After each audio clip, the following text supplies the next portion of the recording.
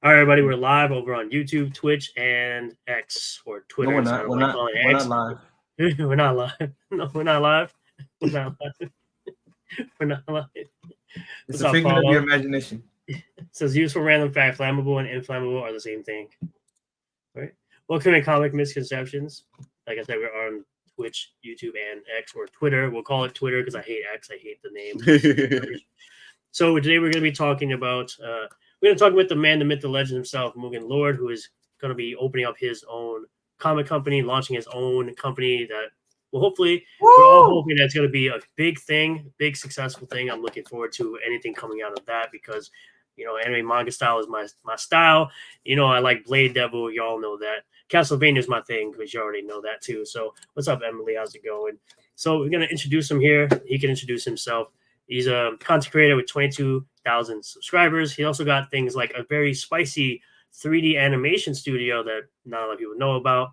Yes, I know people like to say, oh, we don't care about degeneracy over here, but we only like to call it the degeneracy when it's, of course, hypocritical, with the subject of certain people trying to call out other degeneracy while being a degenerate themselves. But we actually don't really care if you're a degenerate of any kind, as they say. So we'll go ahead and let him introduce himself and talk about his company coming out. Hey, okay.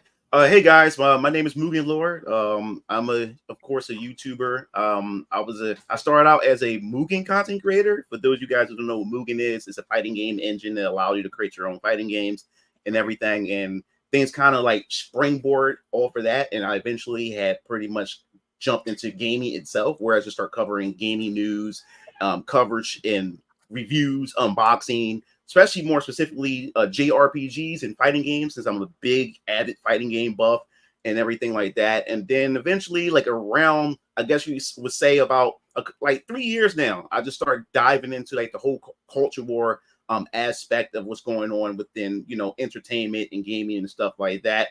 And that kind of like just catapult my channel to what it is now, where I'm at like 23,000 subscribers. And all the other things I've been doing as far as 3D hentai is more so responsible for a lot of the production, a lot of the equipment that I have.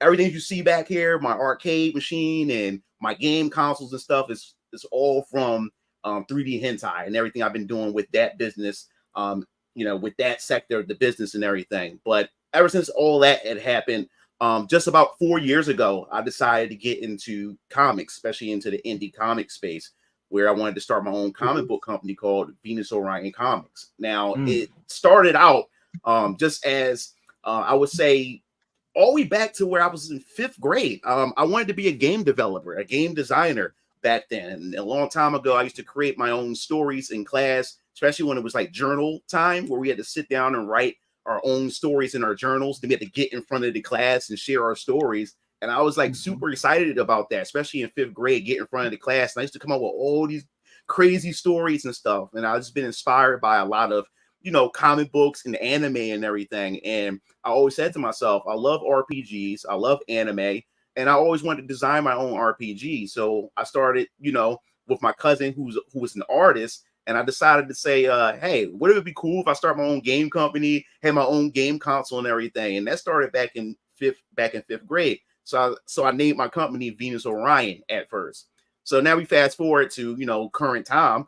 About 4 years ago, back in 2020, we was during the lockdowns and everything. And I had pretty much met this artist on Fiverr. I have my artist who draws all of my characters. She's from the Philippines.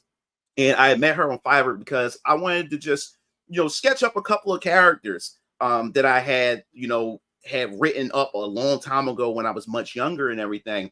And I just wanted her to just draw the characters up for me. And these characters are from this series called VK, Varion Killers, Vampire Killers. And there was something that my father and I used to play around with when I was much younger. And I decided to say, hey, have her draw these characters up just for some fun. And she drew the characters up. I hired her. She drew up the 4 characters, which is Hezekiah Draben, Caleb Draben, Isaiah Draben, and also Varion Keller himself. So she drew them up, and I wanted to do a quick slideshow presentation to my dad and my brothers just to surprise them and everything. So I ended up doing the presentation, went downstairs, and popped it up on the screen and everything. And my brothers and my dad had no idea what to expect. They didn't know what I was showing them. And then once they seen the characters come up and like these anime characters come up, and he was like, they were like, what in the world? This looks crazy. This looks awesome and everything. So I said, yeah. I said, remember VK Dad? I said, yeah, I remember that. We used to talk about a lot. I said, yeah, these are the characters right here. And my brother's losing their mind. So all of a sudden, my dad was like, you know what would be cool, son? How about we able to get this and make this into an anime? I said, you know what? That would be a good idea. I would love this to be like an anime or something like that. But animations and making an anime, that's expensive as hell. So I said, I wonder if there's another way I can be able to, tell these stories and share these characters and everything like that. So then I thought about it. I said, yo, what if I could make this a comic book instead? Start off as a comic book and then eventually build my way to start a game studio, start making video games of my universe, and then eventually go into anime. Build my way through these different phases and steps. And I think the cheapest way to get into it, to start building an audience, is through comics and everything. So that's what my dad said. You know what, son? That's like a good idea. Like you should really press forward on that. So then all of a sudden I started thinking to myself, like, what should I call my comic book company? And then it came right up, Venus Orion. I said, instead of just Venus Orion, how about just Venus Orion Comics? And right then and there, that's where Venus Orion Comics came from. And as a kid, people used to laugh at me, tease me every time I talk about I wanted to start a game console, Venus Orion and stuff like that. I even had my own relatives laugh at me about it. But now, fast forward today, people who I used to go to school with and everything, and they see my advertisement for Venus Orion Comics and me post about it. And I just walk down the street, they say, yo, man, I made fun of you, but dude, like, you're actually fucking doing it. Like, you're doing everything that you said that you wanted to do. So I got the LLC 4 years ago for Venus Orion Comics. Started with that. So then after that, me and my artist from the Philippines, Jessica, me and her start establishing a friendship and everything. And we started taking our business off of Fiverr, started following each other on Discord. And then now me and her started having Discord chats. And it, like the communications between each other is kind of crazy because it's we like 13 hours apart, like time zone difference, 13 hours or whatever like that. But we made it work. And then over the course of 4 years, I had her draw my characters, and I started just developing my lore, my universe lore Bible. And I said, you know what? I don't just want to work on VK. I want to create a shared fucking universe, a big universe with a bunch of characters all sharing the same space, and they all have their own stories to tell. And that's what I wanted to do with Venus Orion Comics. Now, if you scroll down, since you're on my Twitter feed, I think the most recent post, go down again, right there, phase 1. So yeah, so what's going on is, as I started creating my universe, I started just deciding, like, okay, how would I be able to tell these stories, and how would I be able to reveal these characters and everything? So then I started just coming up with all these different comic book series, because man, everything that I imagined as a kid growing up, going from middle school all the way to high school to college, now I'm gonna bring all this stuff to life. So right then and there, and I'm saying to myself, okay, let's get the ball rolling. So the whole thing of the shared universe for Venus Orion Comics, what I want to do is I want to be able to create these stories that people can just dive in, pick up, and read them. And these are all standalone comics, but they're in the same universe. And as you read these comics, you'll be able to know, especially if you look at the world building within these comics, you'll be able to know where these comics are placed within other series. So you don't have to worry about, if you want to just read one series, you can read one series. You don't have to worry about, oh man, I got to catch up, and do I have to read this? Do I have to read that? No. If there's a particular series that you like, you can read it and don't feel like you're lost. And besides, my whole plan too with Venus Orion Comics as well, when we do crossover events, because these characters will cross over at some point, there will also be some free content, like catch-up content, like a summary video or something I will put out there, so you get the main facts or the main things you need to know before diving into it. So you don't have to worry about, oh, maybe I should buy this series so I can catch up. No, we have some supplementary content for you guys to be able to digest and also be able to dive into and everything. But yes, this is the first phase. I got multiple phases lined up, but this is just phase 1. And the reason why with phase 1, this is pretty much called the foundation. The foundation is really just the setup of my universe. Each comic series will introduce certain mechanics of my universe and everything like that. Of course, every comic series would introduce those other mechanics within their books, but that book specifically would go deeply into those specific mechanics. That's why this phase 1 is called the Foundation. Now, the thing is, I'm not going to spoil what other phases that I have, because I have a lot of phases going to introduce other comic series. But exclusive for you guys, since you guys are watching the stream, phase 2, we're going to be going into more of the cosmic, into space. So when I start introducing those characters in phase 2, which I can't wait to just to show off and everything. Now, the first comic series that I will be kicking off first will be VK, Variant Killers, Vampire Killers. And I'm not going to go into any spoilers and everything. For you guys to be able to stay updated to with everything that I'm doing, I also have a newsletter for Venus Orion Comics, so you'll be able to subscribe to that, which is free or whatever like that. So every time I have some new information and details, you guys will be the first to get it. And plus, I'll be giving out free wallpapers and everything like that.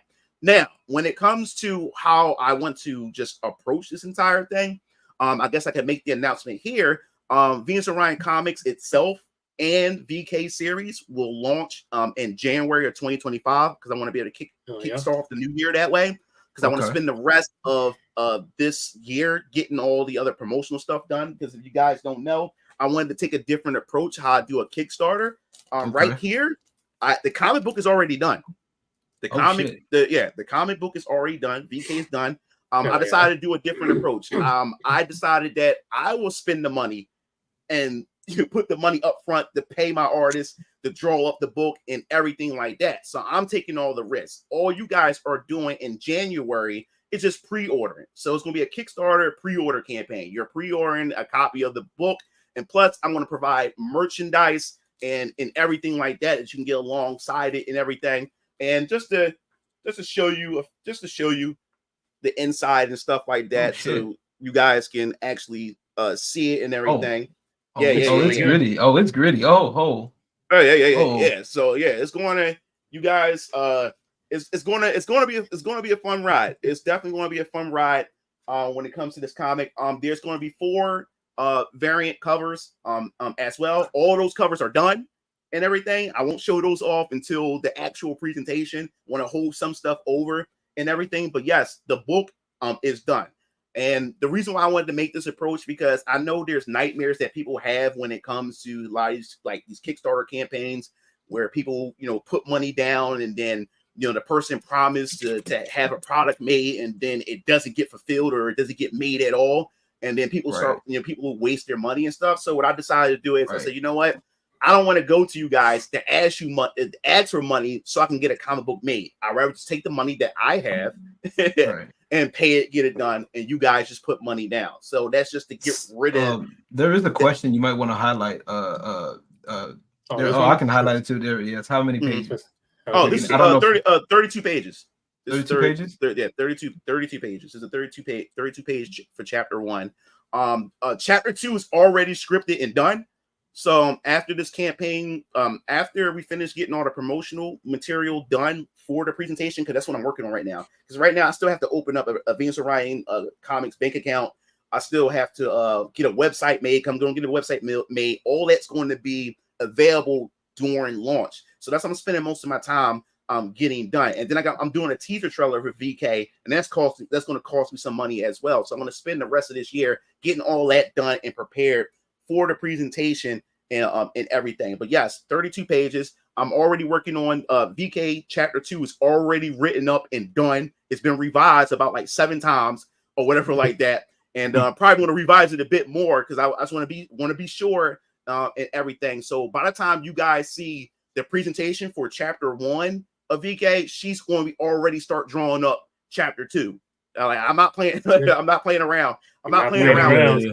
Yeah. I'm not playing around with this. I'm trying to really get this out there. And I also want to just let people know too, this is my first time as a story writer. I never published anything as a story writer before. So this is a learning experience for me, and hopefully you guys just give me a chance. And this is a learning experience. As I release each book, I'll be learning as how to become a even better story writer as I craft all this. But just looking at this got me excited. And also, you look in the back, there's more of my comic book characters.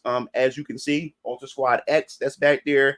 the Valiant Ascenders, which is kind of like my Avengers team, where you start seeing these characters come together as one team as well. The thing is also too, Ultra Squad X t-shirt right here. Yes, got my own merchandise. If you guys don't know, my brothers also has a t-shirt company. We got our own. Our own steam press. Yeah, he knows. I know because I made stuff. Exactly. So I love it.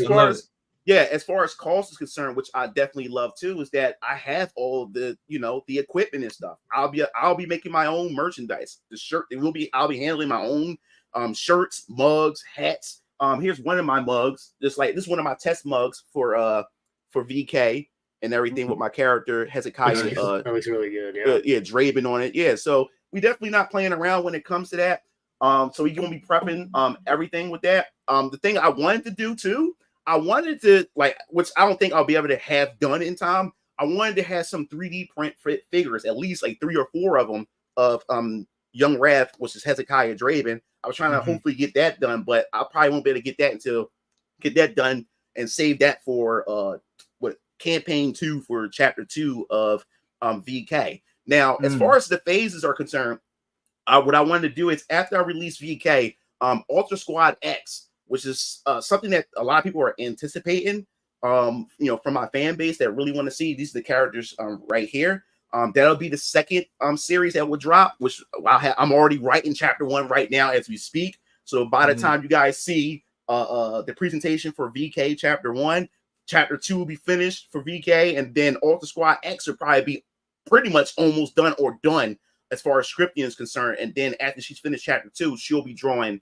chapter 1 for Ultra Squad X. So so people will be able to anticipate that as well. And the whole goal is hopefully the success of the first campaign. Depending on the success of the first campaign, I'll be able to utilize the funds from that to be able to put back into my business and be able to get more artists. Because my goal is, I got one artist. Yeah, she's good, but she can't juggle all these different series and stuff like that. So I'm going to need to hire other artists to handle the other projects and everything. And like I said, the artist that I'm looking for, it has to be like an anime type style, and they got to be on her level or better than her. That's the type of quality that I'm looking for as far as artwork and design and stuff, and when I'm looking for artists.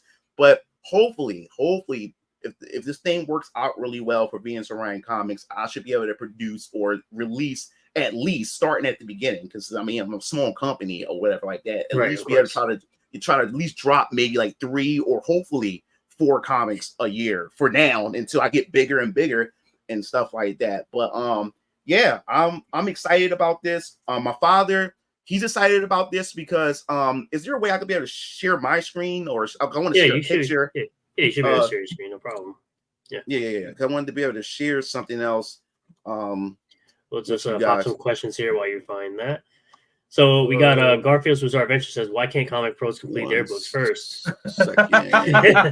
especially the ones that really love dogs.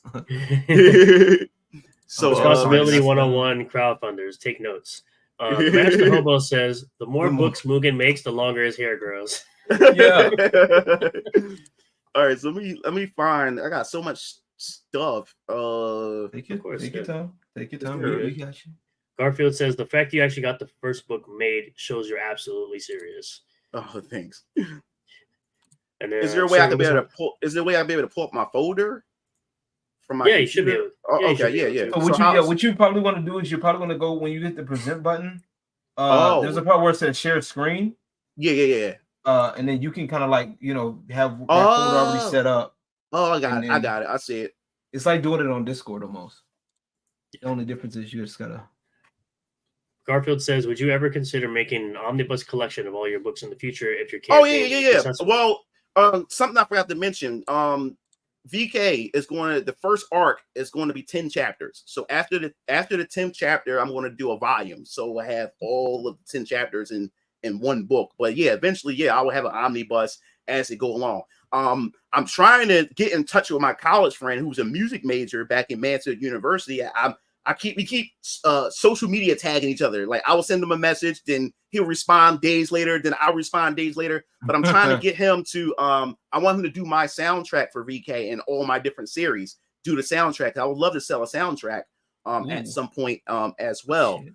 Let me see. Select the share tab. How do share screen? Yeah, there we go. Share screen. Yeah, make sure you have.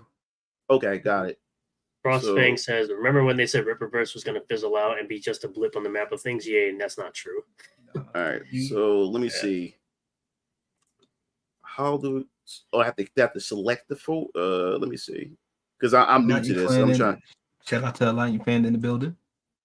I'll be Hyrule Legend says I'll be rooting for Mugen's success. Yes, we are.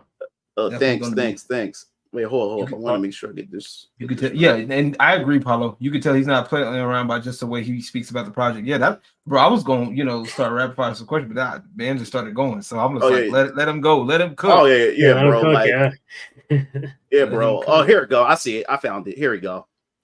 I want to pick this one. But my real first question is it legal for you to show booba, or what's going on here? What's going on down here? I thought that was bad. I thought that was all right. Can you guys see what's on my screen? Or? Yeah, I can add it to. I can add this. Yeah. Because I want to share. I see a folder. Yeah, I see a folder here. Yeah. So I click on the image and I should be able to share it. Yeah. I clicked on the image. I clicked on it. Can you see it? Right. Let's see. Yeah. So those are the 4 images there. You can see that. Okay. All right. Can you see the individual? Can I see them like when I click on it, it pops up another window? You have to, yeah. Okay, you should share. See if you can share that window instead. Oh, okay. So let me see. Yeah, make sure you have the. Yeah, make sure it's nothing that. No. Trust me. I made a specific. I made a specific one. So wait, hold up. So MSK says, "I know Mugen's big on anime. Will he have one main villain of the series or several?" Oh, I'm gonna have several. There's gonna be a grand villain, especially for VK. Every series, like I said, every series is its own individual series, its own storytelling, its own villains and stuff like that. So yeah, let me see. Did it pop up? I'm trying to see. There we go. I found it. Here we go. So I wanted to talk about this specific. Can you see it? Can you see it? Yep. I can add that there. Okay. All right. So this character right here, I really wanted to share this character. This is Princess Adax. And the reason why I wanted to share this is because just to give you a little backstory about my father. Before I was born, my dad, he was a big fan of Marvel and DC, more specifically Marvel. And he has been drawing his own Marvel comics and stuff like that because he hoped one day that he would actually get hired by Marvel to draw for Marvel. So he used to draw every day, submit character designs and everything like that to Marvel and stuff. But on the side, he used to work on his own comic book characters. Now, Princess Adax is a supporting character of another character named Lazarus, who's going to have his own comic series in phase 2. But the reason why I wanted to show Adax is for this reason is because as my father got older, my dad ended up marrying my mom. He ended up having me. And then the rest of my siblings. So, as you become a man, you get older, you start to have a family. As a man, especially a hardworking man, you end up putting those things aside, your dreams and everything aside to support your family, to take care of your family, to raise your family and everything like that. So drawing comics and drawing his own characters became a thing of the past, something that he just let go. And I remember as a kid, as I got older, he used to, whip out his big art book that he had. And that's when he introduced me to his character, Lazarus, and his character Adax. So right after I started Venus Orion Comics, I said, you know what? My dad, he recently he had showed me more Lazarus and everything like that. We sort of reminiscing on things. He kept talking about he said, man, I really wish I really stuck with my drawing and everything and stuff like that. I don't know where our life would have been, if I made it into the industry, as an artist, for Marvel and stuff like that. So one day he left the house for a second. He had to go to work, and I ran into his room and I snuck and took his book, took a picture of Lazarus and Adax, and then went to my artist. I said, yo, draw them up. I'm going to incorporate my dad characters into my universe. And I didn't tell him anything about it. So, Princess Adax, she has an 80s look to her and everything like that. Cause my dad was drawing back in the 80s and stuff like that. So what I did was I just took her old concept and design. I said, yo, let's add some more modernized touches to the costume, but still keep that 80s type of aesthetic to her. And that's what I end up coming up with when it came to Princess Adax and her her character design. So I did another presentation And then the next thing you know, he saw lasers pop up on the screen. And he, like, I thought my dad was going to like just shed a tear. Like, he was just quiet. He was just like awestruck. And then when Adax popped up, my dad just lost it. And I told my dad, I was like, yo, Dad, like your dream isn't dead. Like, your dream lives on through Venus and Orion comics. And then my dad just got excited. So now what's going on is my dad is part of what I'm doing as far as the creation process, especially more specifically for his characters. So all my dad's villains, all his heroes, and everything is now incorporated in Venus and Orion comics shared universe. So now, like, every day, like while I'm taking my daughter to school, and then on my way back home, me and my dad's on the phone while he's at work. He's driving, because my dad works for the school district. We were on the phone just talking about ideas and stuff. And then when he come home from work, he comes straight into the room. We should start just talking, just passing ideas back and forth. So it's going to be super exciting to see, you know, these characters come to life and see my dad characters now become officially part of my universe and interacting with my characters. And I'm still not even done. My other character, which I guess I'll put another folder up. 1 second, guys. I forgot all about this, so you guys can see. I incorporated other characters as well. There we go. Apparently sounds like a lit series. Zoids Raven says the first MugenLord vid he saw was him reviewing a fight stick years ago. Glad to see he's making his own stuff. Congrats. All right, I'm gonna share. Oh, thanks. I'm gonna share the other screen. Let's see what we got here. That's some crossover. That's cool. All right, here we go. Indeed. This one. All right, and then right here, if you can see, this is my little brother's characters, because my little brother's an artist. Strike. He used to draw his own character concepts and everything like that. And these are two sisters. They're mercenaries, Viper and Cobra. And the thing was, once I started Venus and Orion comics, my little brother was like, "Yo, man, it'd be cool if you incorporate my characters into your universe." So what happened was my brother drew up the concepts, and I gave the concepts to my artist, and then my artist drew it in her style. So yes, Viper and Cobra are also part of my universe as well. So I'm super excited to see how all this unfolds, seeing my brother's creations, seeing my father's creations in my universe. Every day, man, I eat and sleep Venus and Orion comics. That's all I do. After I upload, video content for YouTube, I'm back at the drawing board. I'm working and I'm crafting. I'm crafting my ideas. I'm crafting, my universe Bible and everything, and I'm always dreaming up of ideas of how these characters are going to interact with one another, and it just gets me excited. And I'm just looking at the future of how all this will pan out.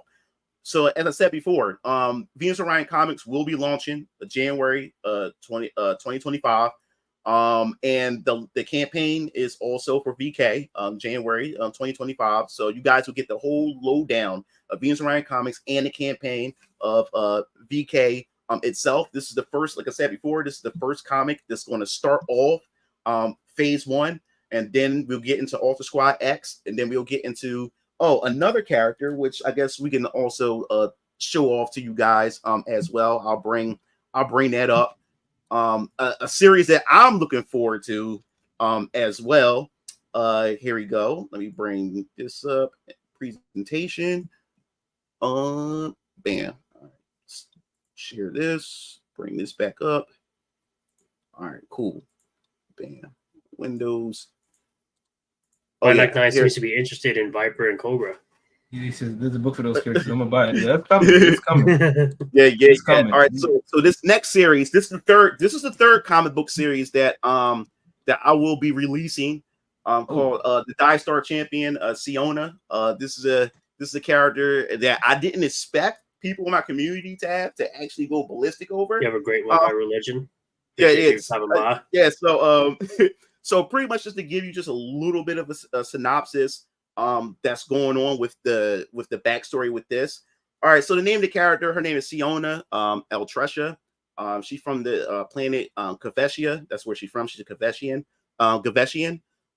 And the thing is every 1,000 years is this deity named Faustus, and he shows up and he selects champions from different planets in the outskirts of the universe. And what happens is these champions would come together and they would compete in this arena. Now the arena is chosen by Faustus himself. And then now this time in this tournament, the arena is planet Earth. So these champions that comes from all these different planets in the galaxy is all going to be transported onto planet Earth. Now the winner will have access to the gates of Eden, and within the gates of Eden, they will meet the high deities and be able to grant any blessing of their choosing, and also bless their planet.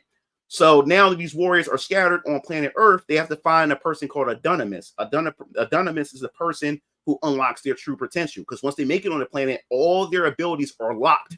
So they have to find a Dunamis, and the thing is, the Dunamis itself, depending on who they link with, would determine their special abilities, and it would determine the tides of battle and stuff.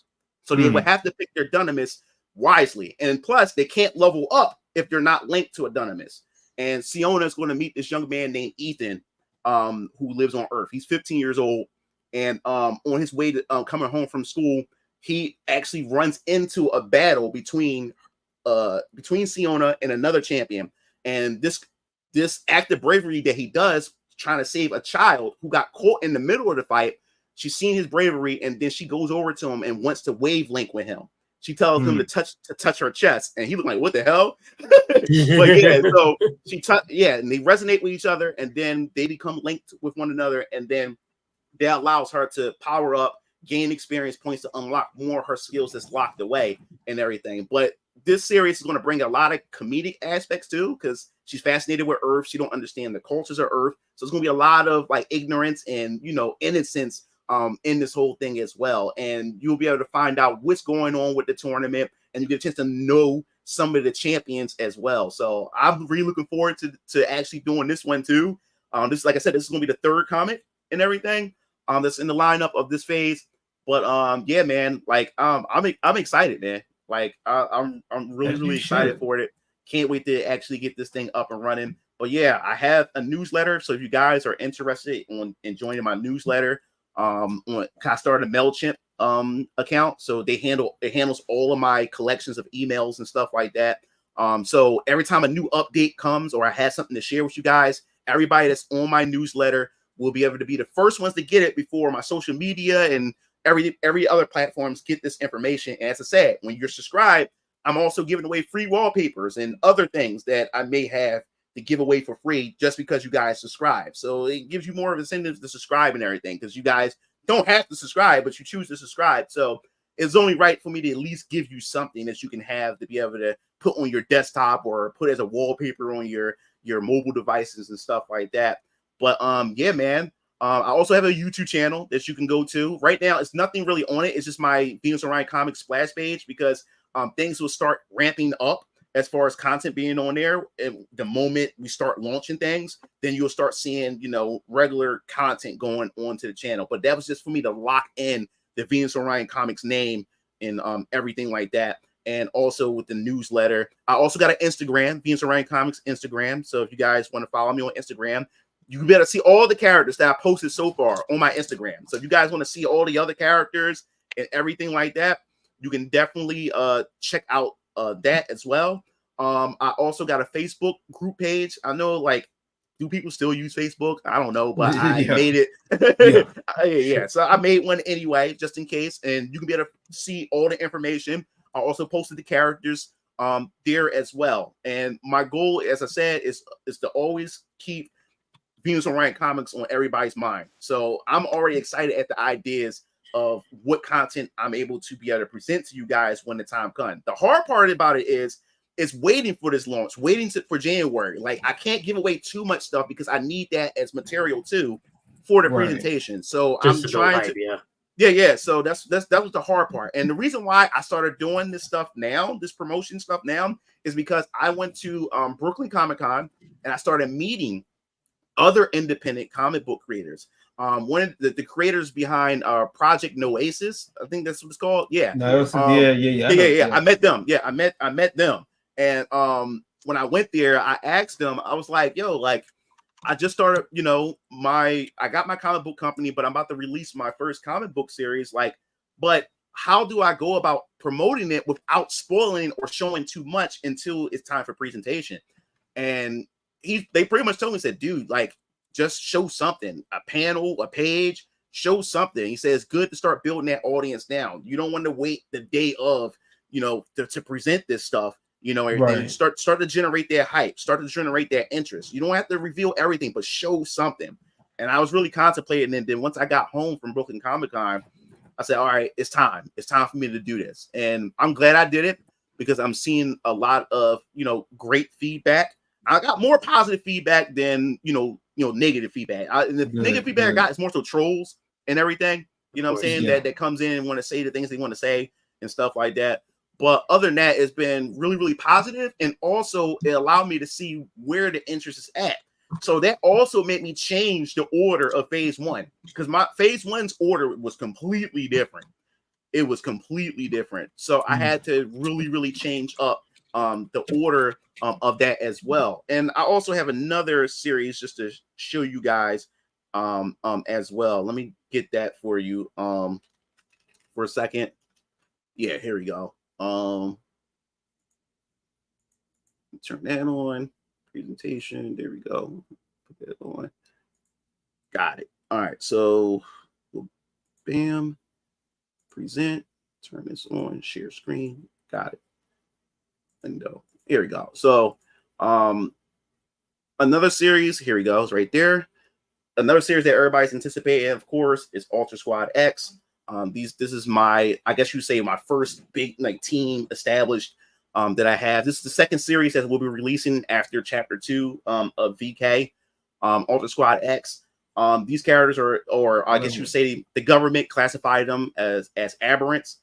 These are special beings with special powers, and the government doesn't know how to deal with these people, how to register or classify these people, and society doesn't, is discriminate against them and everything. So you'll be able to get a chance to understand the aspects of these type of different beings. I got aberrants. I got these other people called defiants.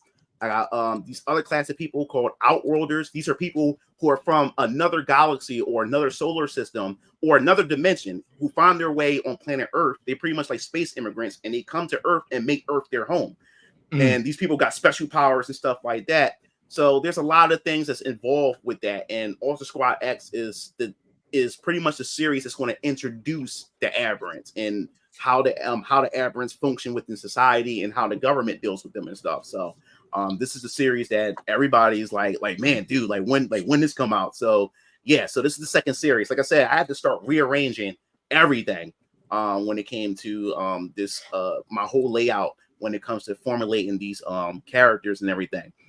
So yeah, man, I can't wait, man. Like that's all I can pretty much say is that I can't wait. I want to see these characters in animation. I want to see these characters in video games. Especially I want to see my characters be in versus games. I want to see my characters fight Capcom. I want to see my characters fight Marvel and stuff like that. I want to see all that. I've been dreaming all this, and it was about time for me to like put my money where my mouth is, because what's been going on, especially in the current state of everything in entertainment, my entertainment has been fucked up. Like the way video games have been, the way Hollywood has been. And, a lot of this stuff is like, these studios are telling me like, yo, like I'm not their audience anymore. They want to cater to another audience, and that's completely fine. And all it did was just push me to go back to what I love doing, story writing and creating my own things, because I spent so long relying on Hollywood and the gaming industry to give me the entertainment that I want. Why not create my own entertainment? You know what I'm saying? And another thing is too, like I have some people that comes into my feed and everything. They always try to incorporate me into the culture war and stuff when it comes to my comics. And I just want to put this message out here. I'm not trying to save comics. I'm not trying to save the culture war or try to. We're here first. I'm not trying to stick it to Marvel. This is not out of spite in Marvel or spite in DC or spite in the industry. This is something that I've been working on for a very, very long time. I just finally had the guts and say, you know what, just take a chance. For the past 4 years, I spent a total of $40,000 of my own money, working on getting, my posters, working on I have over 100 characters drawn up. I have over 100 characters drawn up and everything. You know what I'm saying? And I've been working on a lot of things behind the scene, and I spent almost around like 40K within the past 4 years working on this stuff. So yes, I'm all in. This is like there's no turning back now. You know what I'm saying? So I just want to see where this go. I'm kind of like I'm anxious, kind of scared because I'm going into the unknown. This is the first time I'm actually stepping out and putting my work out there to be judged and criticized by people and stuff. So I'm prepared for it. I mean, I guess my experience with YouTube being on the platform since 2007, you know what I'm saying? I'm ready for it. But that's essentially that's it as far as share. Oh yeah, before that, I forgot to mention. I also got a arcade stick.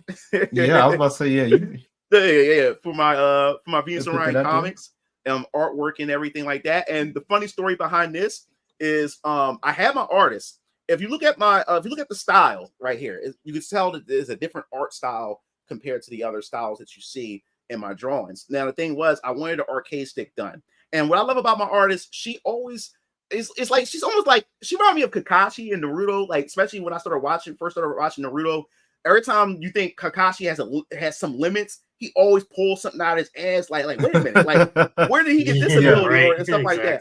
And that's how I feel with my artist. Like she always comes with a different style and everything like that. So she's like this. Hey, like I'm a big fan of Persona 5. She said, how about I put your characters in like a Persona 5 type of like shading with this arcade stick? And I said, can you do that? She's like, yeah. So she said, so she showed me some ideas and stuff, and then she drew it up. For her to draw this, the drawing itself, because you see the picture back there, that it cost me about $1,000. I like how you just casually said that. It cost about like $1,000 to get it done. But I had got so I paid her to get that done, and then I went to the company that actually makes the plate for the arcade stick. And I sent them the design, right? And and the funny part about it is I sent the design, and then I noticed as days went by, it's like, yo, I got no notification from these guys. Or are they going to send it? What's going on? So all of a sudden, I checked my spam mail. I did get a message, and in fact, I got a message like 5 minutes after I submitted the art. So like, what happened? So they told me that they couldn't, make this into a plate because it's copyrighted by Venus and Orion Comics. I said, oh shit, they don't know that I'm Venus and Orion Comics. So my shit is protected. You said, yeah, it's tight now. Yeah, like, oh shit. So I had to contact them and say, yo, I'm the owner. So I sent them documentation and stuff like that. They said, oh, we apologize. We didn't know you was the owner. And what I also found out, since they found out that I'm an owner and I own a company, they said, yo, we can actually give you discounts and deals since you're a business and stuff like that. So I actually got an actual discount on the faceplate and everything like that. So that also worked out. So I was like, cool, protected. So yeah, I ended up making a video. You can check out the video of how I assembled it. Me and my dad had fun with this, putting this together and everything. But I'm also gonna get another arcade stick made eventually as well. But yeah, this came out really, really well. Really enjoyed it. And as far as like a lot of also my money went into the copywriting process, copywriting all my characters and everything. So I got a whole folder and envelope of all my certificates for my copyrights and everything like that, just to get all this stuff ready, get all this stuff prepared, get the stuff protected and everything like that, and just see, see where this go. Like there's a lot of inspiration out there. Like I said, I look at a lot of independent comic creators out there. The one that really helped me, especially to go about the campaign process of how to set tiers up, was Tyler Carpenter. He's the creator behind the girl with the mega fist. Indie comic. Yeah. I was talking to him behind the scenes, and kudos to him because he was the one that really pointed me in the right direction of how to go about this whole campaign thing and stuff. Because like I said, I'm new to this. I don't know what the hell I'm doing. So I had to go to like different people for instructions and guidance and stuff. And Tyler Carpenter really helped me out with that. And also, Eric July, Young Ripper, like he was also inspiration because the funny part of you can't say that now. You can't say that. No. You can't say that. I say this. I say this because the funny part about this was the moment he announced the Rippaverse, I was already working on Venus Orion Comics. I've had the LLC. I'm working behind the scenes, just get my lore Bible ready. And the moment he announced that, yo, he's coming out with his own comic book universe, I said, oh shit. I said, okay, let's go. So I like, let's see how this go. Like, maybe looking at him is also teaching me certain things, you know, do's and don'ts and stuff, you know, going into this space, you know, as an indie comic creator as well. And, you know, as support, like, I got a bunch of, ever since I've been on this journey for indie comics and stuff, I've been like, every con that I go to, I got a couple, I've been meeting a lot of, like I said, the creators themselves and stuff. I got a couple of books and everything for this. I'll just show a couple to you guys. I also met a lot of Black comic book creators as well. Especially the Tuskegee Heirs. I met the creators of the Tuskegee Heirs. Nice. You signed it and everything. Great story and everything. I have actually bought 2 issues as well and everything. Also, of course, I have bought, you know, some Rippaverse stuff, Yaira, and also got Gooding as well. So yeah, so I got a whole bunch. I got a whole stack. I got a whole stack of indie comic stuff. Just got a whole bunch. I can just keep going down. Nice. And this became a whole new hobby for me, which I'm really enjoying. And now the fact is that now my book can be amongst a lot of these talented, you know, independent creators and stuff like that. So like this is going to be one hell of a journey for me, and I'm all excited for it. And I will be going on tour also next year. I'm going to different cons. So Venus Orion Comics will be there. So if you guys, I'll be announcing what cons I will be at, what cons that I will be appearing in, because my goal is to not just talk to my audience and that's like preaching to the choir, but I also want to go out there and grab and reach potential customers and readers as well by going to these different cons and also networking with other independent comic book, you know, creators and stuff like that. So this is going to be fun, like especially the traveling aspect, going to different cons. My brothers are already planning how they want to set the booth up. We're going to have a crazy ass booth for Venus Orion Comics, and that's what I'm looking forward to as well and stuff. But my goal is, as I said before, is to get into animation eventually. Like, 'cause animation is expensive, because like I said, my artist is like Kakashi. She out of nowhere, she told me that, oh yeah, I can animate too. I can draw, like I can do 2D animation. So she sent me, because she said, yeah, I was working with this one guy who's pitching a Netflix anime, an original Netflix anime. He hired her to do all the concepts and stuff like that, and also hired her to do a trailer, an animated trailer, it was like a 1 minute and 30-second trailer. And guess how much that shit costs? $5,000 for a 1 minute and 30-second trailer. So I was like, God damn. So I know I'm gonna have to have some real bread if I want to start having stuff animated, as far as like presentations and stuff like that. So I do plan on at some point having an animated trailer like later on, or whatever like that, for VK as well. And I also have some things cooking as far as voice actors are concerned, because like I said, I'm also part of the 3D hentai community, and I also know some safe from work voice actors and actresses, and some not safe for work voice actors and actresses. And more specifically, most of the hentai voice actors and actresses are trying to go mainstream.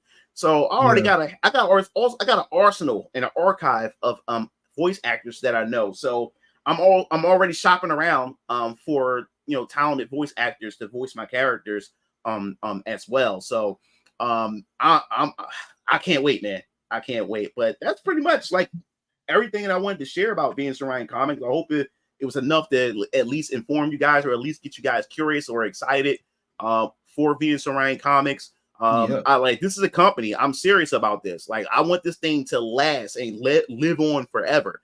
You know what I'm saying? I'm not even worrying about me making money. I want the company to make money so they can live on and keep making content. You know what I'm saying? Like I always imagine my stuff going live action one day, like, you know, or, you know, going, like I say, animated fighting games and stuff. I love to see this stuff. I want to see fans come together and theory craft and everything. And also what my universe is, even though each of these stories are individual stories in their own corner and everything, it still contributes to a much bigger narrative. So even though you may not be reading the same series, the series that you're reading still contributes to something much grander. So somebody from VK that's reading VK and somebody that's coming from Ultra Squad X can still share something with one another and don't have any knowledge of the other thing, but it contributes to a much bigger narrative that I'm trying to tell. And like each series is going to tell you and show you how the universe was created, how it was formed, and the mechanics behind the universe itself, and who are the big players behind the scenes that's shaping everything. And it's going to contribute to all that. And I can't wait to see what fans, you know, as it matures, what they come up with and what theories that they have about my universe. So yeah, man, that's pretty much it, man. Yeah, that's gonna be crazy. So when you're building, so when you build this stuff, like, do you already have like power level set, or like do you have do you ever like go like have like a thing like a little board? Yeah. Now check this out. I'm glad you asked that question, because the first thing when I first started this universe, the first thing I was thinking about was power scaling. The thing I don't want out the rip like a Goku or a Superman, like that's just super broken out the gate. Because I noticed when characters are super OP, the writers begin to write themselves into the corner. Then you have to start pulling shit out your ass in order to make characters to be able to be even with the characters. You have to make excuses, and you have to, it gets tangled, it gets crazy. So I did develop a mechanic. It's called the wave essence mechanic, and which you'll find out within the universe what the wave essence is. But this wave essence pretty much bring balance, or to I guess you would say, give you reasons of how characters can beat other characters, or characters that may appear weak can beat a much stronger character because of this mechanic and stuff like that. So you don't have these crazy. I mean, I will have some overpowered characters, but there's a story reason for why, and they won't be like super integral to the story where, you know, like how Goku and them are. But these characters are made specifically to show you how powerful these characters are, you know, and stuff like that. You know, so in the grand scheme of things.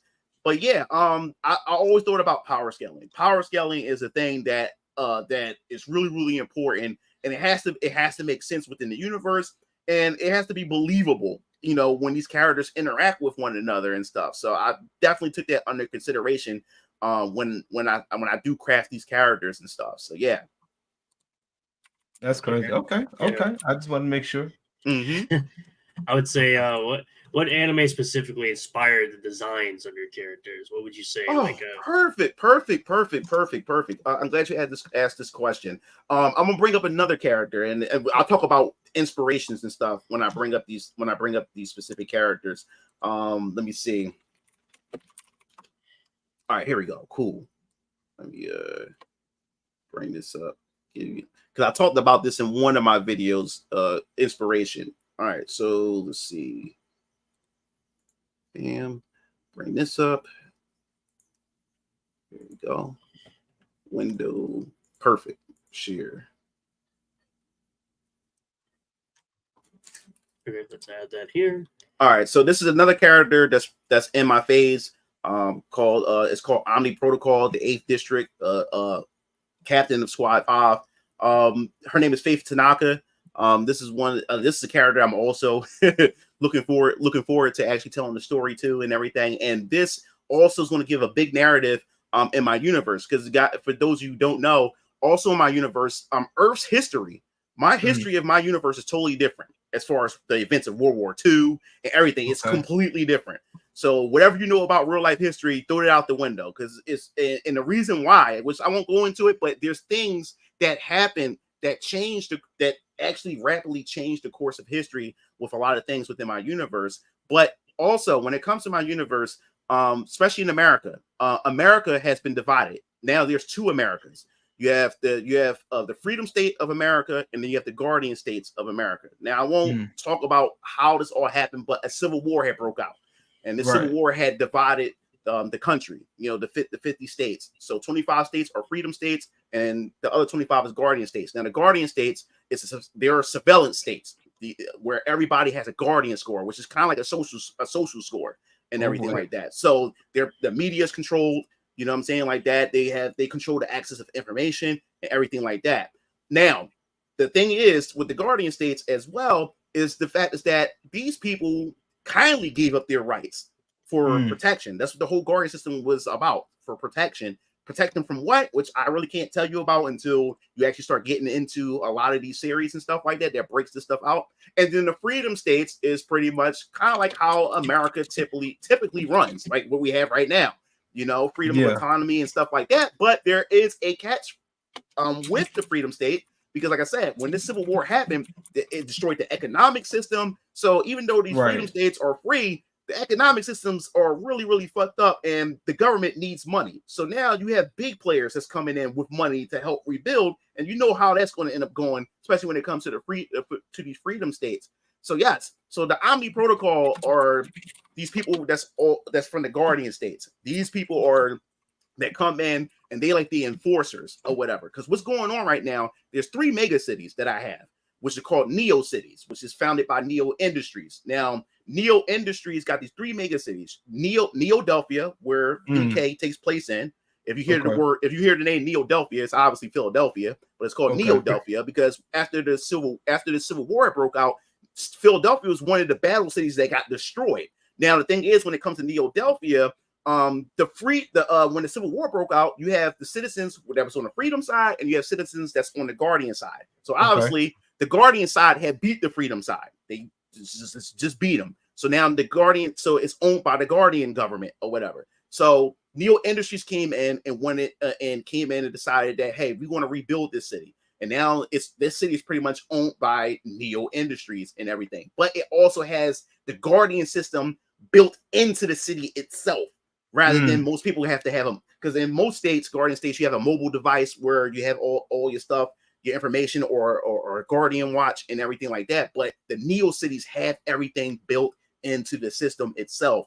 So Omni Protocol are the enforcers of the Guardian system. Now, what's going on is you have Neo San Fran, Neo York City, and then you have Neodelphia. Now, Neo San Fran was one of the newer cities that was built. Now, what happened was Neo San Fran ended up being taken over by this rebellion group called the Rubicon Alliance. Now, the Rubicon Alliance are pretty much citizens who are tired of the Guardian system, because they say, yo, you know, we gave you guys our civil liberties, we gave you guys our freedom and everything so y'all can protect us, but the killing, the human trafficking, and all these other crazy things that's going on in the world, especially in their city, obviously the system's not working. So you guys are not useful. So, and plus, this is my stories take place 200 years later. Like, this is like in 2024, because like I said, the Civil War happened 200 years back, but my comics is 200 years forward. So it starts in 2024. So, you know, you have generations who lived through this system already. They don't know what the original America is like, but these people within the Guardian cities, you know, they start to see history books and what America used to be. So these people say, yo, we want our freedom back. So they took over. We want it back. Yeah, they took over the Neo cities, the Neo San Fran. They took over Neo San Fran. So the Rubicon Alliance took it over. So now Faith Tanaka, her team, Omni Protocol team, they're going to send them in there to Neo San Fran to reclaim it back so it can go back to the Guardian system. Now, is she a good guy or a bad guy? Typically, they're good, but you'll find out, because it's going to be like a moral dilemma as Faith Tanaka and her team go into Neo San Fran to take it back, to give it back to the system. They're going to start discovering a lot of things that's going to make them morally, it's going to be like a moral conflict about what they should do going in. But my inspiration, I'm a big fan of Ghost in the Shell. I love Ghost in the Shell. I grew up off of Ghost in the Shell, and I love the movie and everything, and especially Ghost in the Shell standalone complex. Love the hell out of that series. Got the box sets for both seasons and everything. I'm not really too crazy about the artwork with the more recent Ghost in the Shell since they went 3D. I'm really not liking it too much, liking that aspect, but the story is still good. So Faith Tanaka is pretty much been inspired as far as like the art direction and design from Ghost in the Shell, and that's where that came from. But I think a lot of inspirations, so a lot of things that definitely inspired me. Like I said, X-Men inspired me, you know, Captain America and Daredevil and all kinds of other aspects and from other sorts of animes and Western comics as well. So yeah, man, like this is, I'm really looking forward to working on her series as well. Faye Tanaka too. She's biracial. She's half black, half Japanese. She has a Japanese father and a black mother. They used to be members. Oh no, diversity.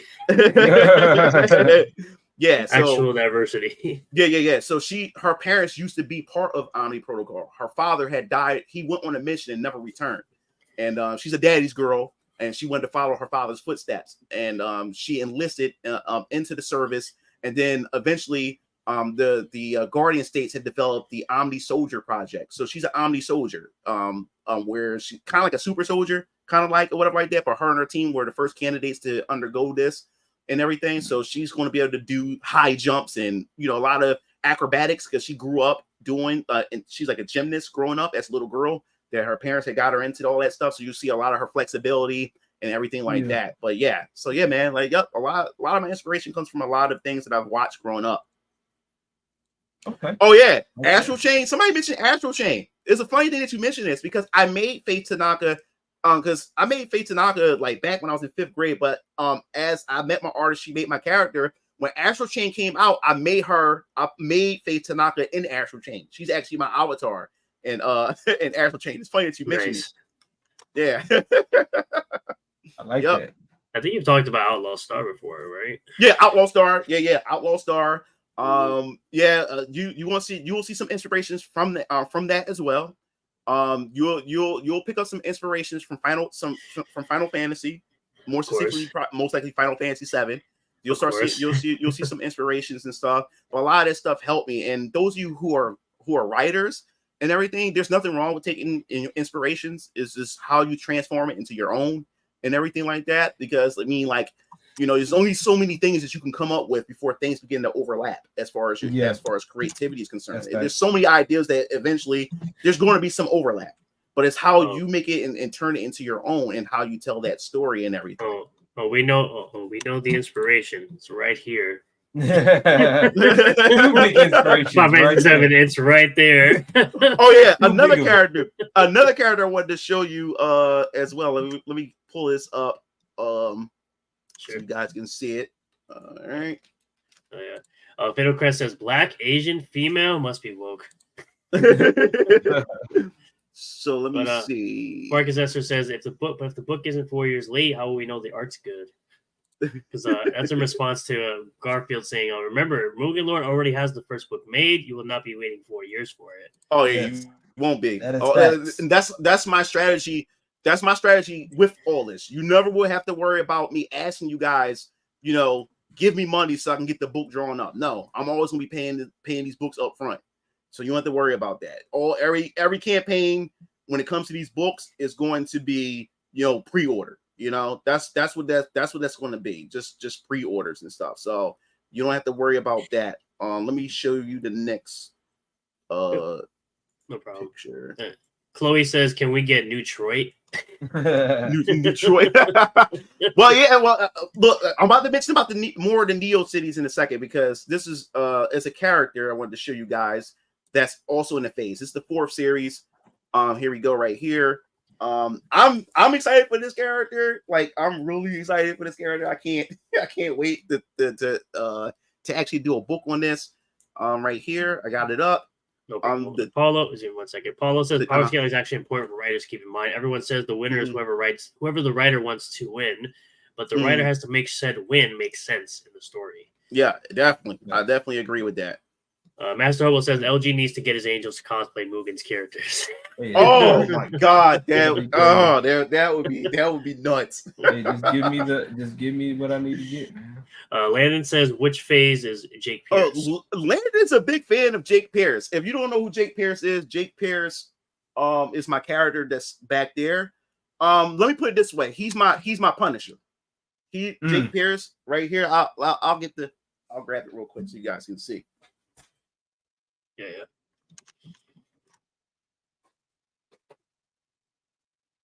Oh, damn. All right, so here's the character. Here's Jake Pierce.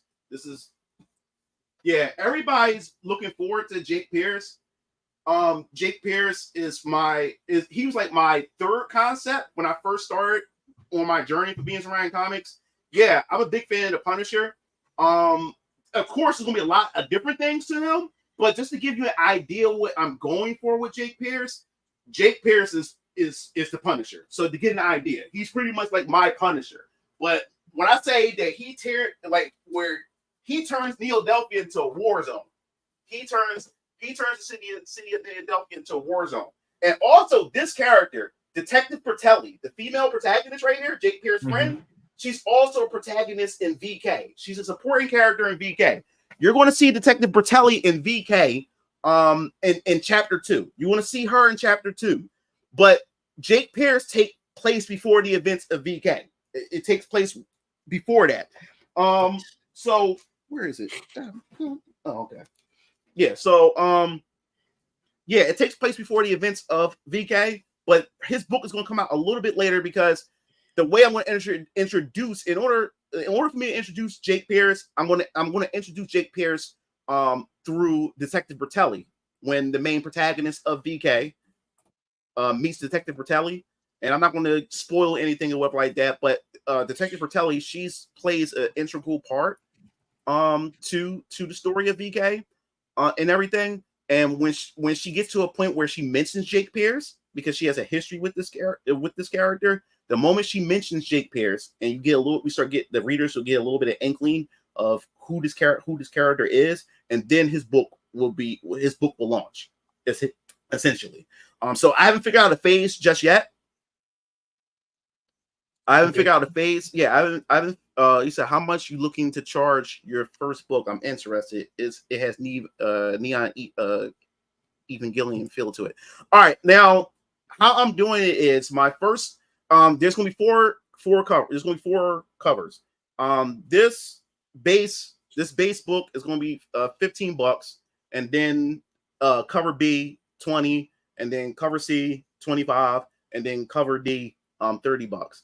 Each cover is different. It's going to have something special to it and stuff. What I like about cover D, which I can't spoil or whatever, but cover D, when you open it, it makes one full picture or whatever like that. When you open it, the front and the back, it makes one full picture.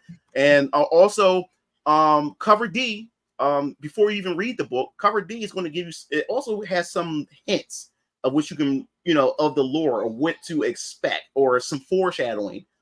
As well, and that's what I also plan to do when it comes to my universe and when it comes to my covers. I also want to make covers that actually make sense to the chapter or give you some hints of some future possible events, future events that's going to happen in my series and everything. But yeah, pull up the image that I want to share. Okay, just after the super chat, Mr. Oh, okay, yeah, I got the concepts, bro. A new renaissance coming. Hell yeah. Yeah, my artist, man. I love my artist. She's amazing, man.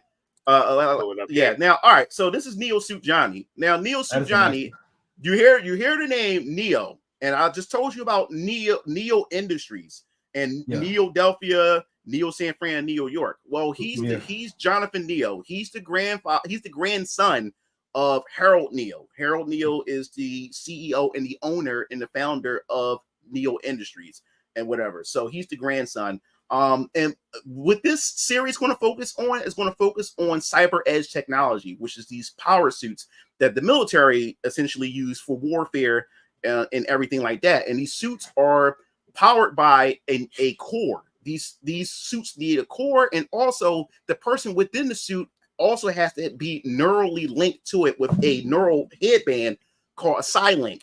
Now the thing is, in order for these suits to function, the whole point of the concept of the suit is to have these suits respond like to your thoughts and everything, and to be battle efficient. Now the thing is, some of these suits does wear and tear on a person's psyche, their neural aspect and stuff like that. So every person, like a soldier or whatever like that, has to take a neural test. When they take these tests, it determines their neural link, and depending on their neural link determines what type of cyber edge suit they're able to wear and everything.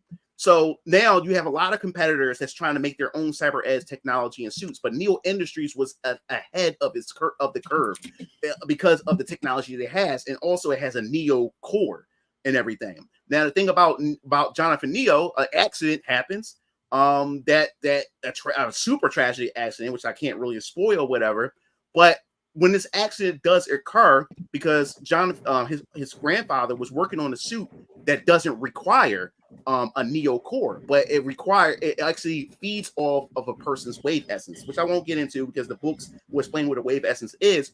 But because of how dangerous and how it's not fully been tested, or don't know what the long-term effects of using somebody's wave essence, he canceled the project. But once this accident does occur and it changes his grandson or whatever, now he's able to utilize the Neo suit, which is Neo suit Johnny.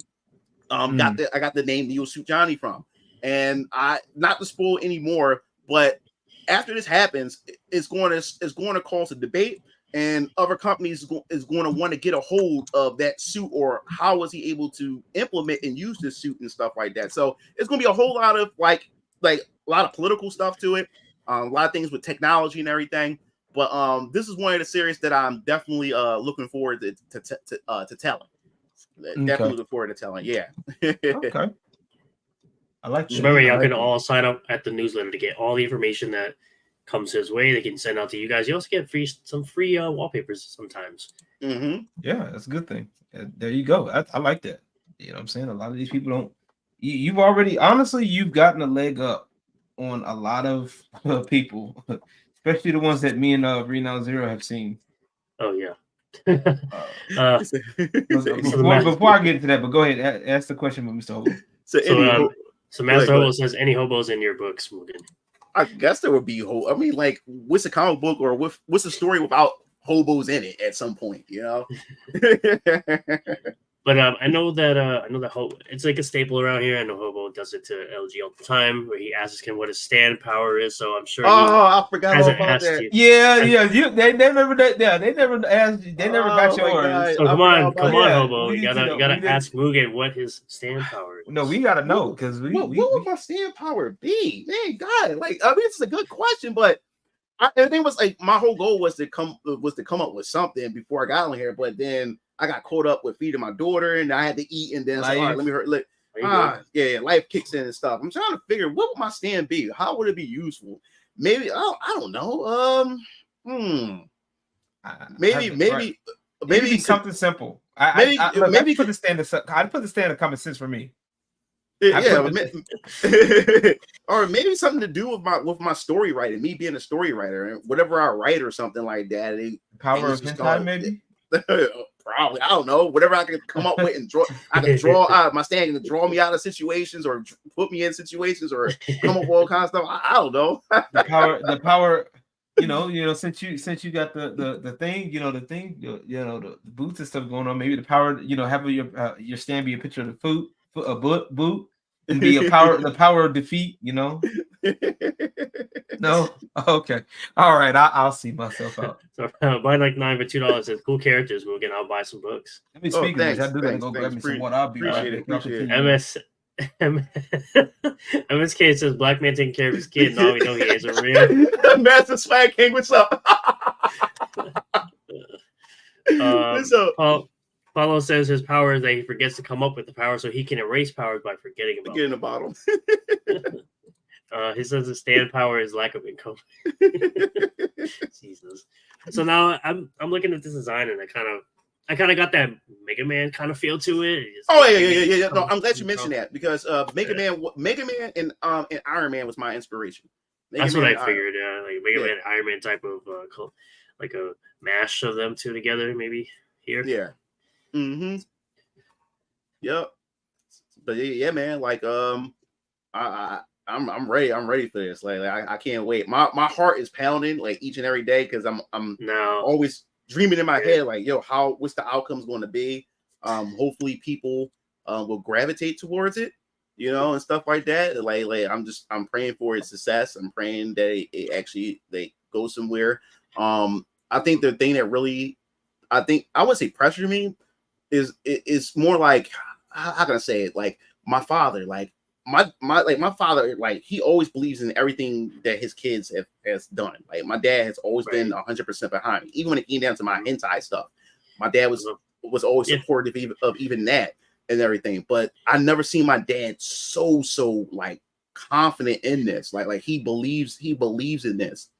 You know, he really believes in this and everything. You know, like so it's like yo, like you know, I not only just want to do this, man. I also want my dad to be proud of me as well. So you know, like I just gotta just see where this goes. So every day I'm just like thinking about it. I can't stop thinking about it. I just get so nervous about like how people's going to receive this. And my goal now is just try to get as many people aware that this exists. That I think it's the hardest part. Right. So my goal is to try to find other platforms to go on to just spread the news that hey, like Venus Orion Comics is a thing. It's it's launching in January and everything. And the more eyes, I think the better and everything. But I'm really looking forward to going on tour next year. All next year, I'm gonna be on the road. So I'm definitely looking forward to that. Getting that out there. Yeah, hell yeah, man. Get into those conventions that a lot of people don't seem to get into. I think I thought maybe your biggest, I think for me at least, in my opinion, your biggest hurdle would be not launching the book while having it literally physically in your hand already. Like how does that? How do you go about not just launching the campaign while physically having the book in your hand? Oh man, like the thing is like every day when I look at this book, I say, man, just launch this motherfucker right now. You know what I'm saying? But I realize that I want to I know that I want to have a smooth campaign, like as far as like getting everything together. I want to try to minimize as many things that could go wrong, during this whole campaign and everything. And the thing is, I said to myself that I don't want to rush it because the whole plan was I already had in my head, like I said, yo, this book was actually supposed to come out this year. I said, yo, the book was going to be done by May. And my goal was to have everything together by September. Because the campaign was actually going to be, I had a plan for September. But then that's when I started realizing the whole business aspect behind it. Because I said I had to get this presentation. Because I didn't want to just throw it together. Like, the whole thing about getting people to believe in a project or believe in what you're trying to give to them, you have to make it believable. You have to make it presentable. You know what I'm saying? So I don't want to half-ass this. This is like my baby. This is like my project. So I didn't want to just throw something together, throw a slideshow or some half-ass, shit. You know what I'm saying? So I really wanted to go all out and all big on this.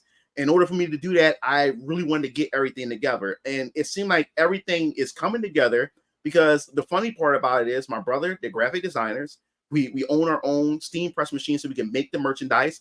My dad is a filmographer as well, so he's going to be filming because we're going to be going different locations. How I want to present this web like that because I want to make it kind of like cinematic, more like a documentary. That's how I want to make this presentation more like a documentary. So my dad, he's going to be behind the camera and everything as well. And then we have our own studio, so then we're going to take it to the studio and film the rest of it within the studio itself as I present this stuff, because this project is going to be pretty big. Because yes, I'm selling the idea of VK, but I'm also selling the idea of Venus Orion Comics in the universe itself. So I'm doing both at the same time: Venus Orion Comics, and then hey, VK is the first in line. But when it comes to the next presentations, you don't have to worry about it being this massive big thing because I got the bigger thing out the way, which is Venus Orion Comics and what it is itself. But this first presentation is pretty big, and I'm realizing this shit is costing me money because I'm also going to have promotional images that I want to show. I also have this cool trailer that I made that's going to wrap everything up, and that shit cost me a lot of money. I made it. I'm an editor and stuff. I edit the trailer and stuff, but I need my artists to draw these different things in order for me to put this together. And that alone had cost me $2,600. That alone. So this stuff is costing me money. This stuff is costing me a whole. This stuff is. But thank God that my hentai money is really the one that's really allowing me to be able to push this to finance a lot of this as well. But yeah, so that presentation is done. I finished that aspect of the presentation. It's done. I finally got it done, and I'm hyped. And the thing is, I'm itching every day. Like, man, I want to show you guys, but no, this is all part of the presentation. So it kills me every time I look at this book and say, man, I want to put this out right now. But no, it has to be done right. Like I said before, I still have to get the website built. That's going to cost me money as well. I want to get that ready. And then, like I said before, I still have to open up my Venus Orion Comics bank account so I can start depositing the funds that I do have right now and start depositing all that stuff in there and get that together and stuff like that. And then I had some other things that I'm trying to get together, which requires me to pay other people to get it done. So I have to wait for them to get their part done that I hired them to do.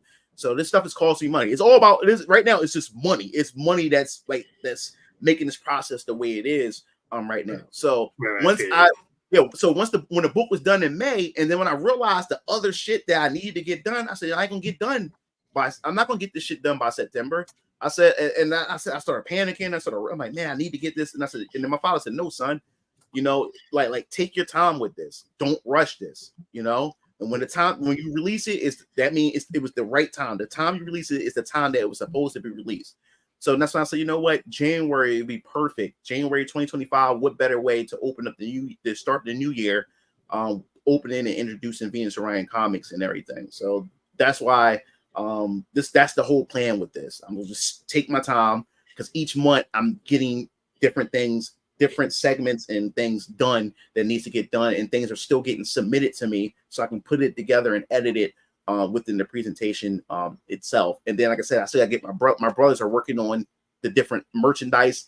They're doing different concepts and stuff like that as well, and planning out how they want certain shirts to be done. And tumblers and mugs and stuff like that. So it's a whole lot behind this. And like I said, there's some things that I won't be able to do with this campaign because I wanted to do like dope ass trading cards as well. And like I said, I wanted to do like a 3D model, printing model of a figure of my character, with young Rav, because the goal is what I want to do is each chapter that I release of VK, you'll get a specific character, like a model figure. And stuff like that. So eventually you'll be able to collect them all, you know, or whatever. So I want to do shit like that, but that shit costs money as well. And it still takes time. It still takes time to get the shit done. So I said, you know what? The more and more I keep adding on shit, I would never release anything if I keep adding on stuff because it's gonna keep pushing the date back.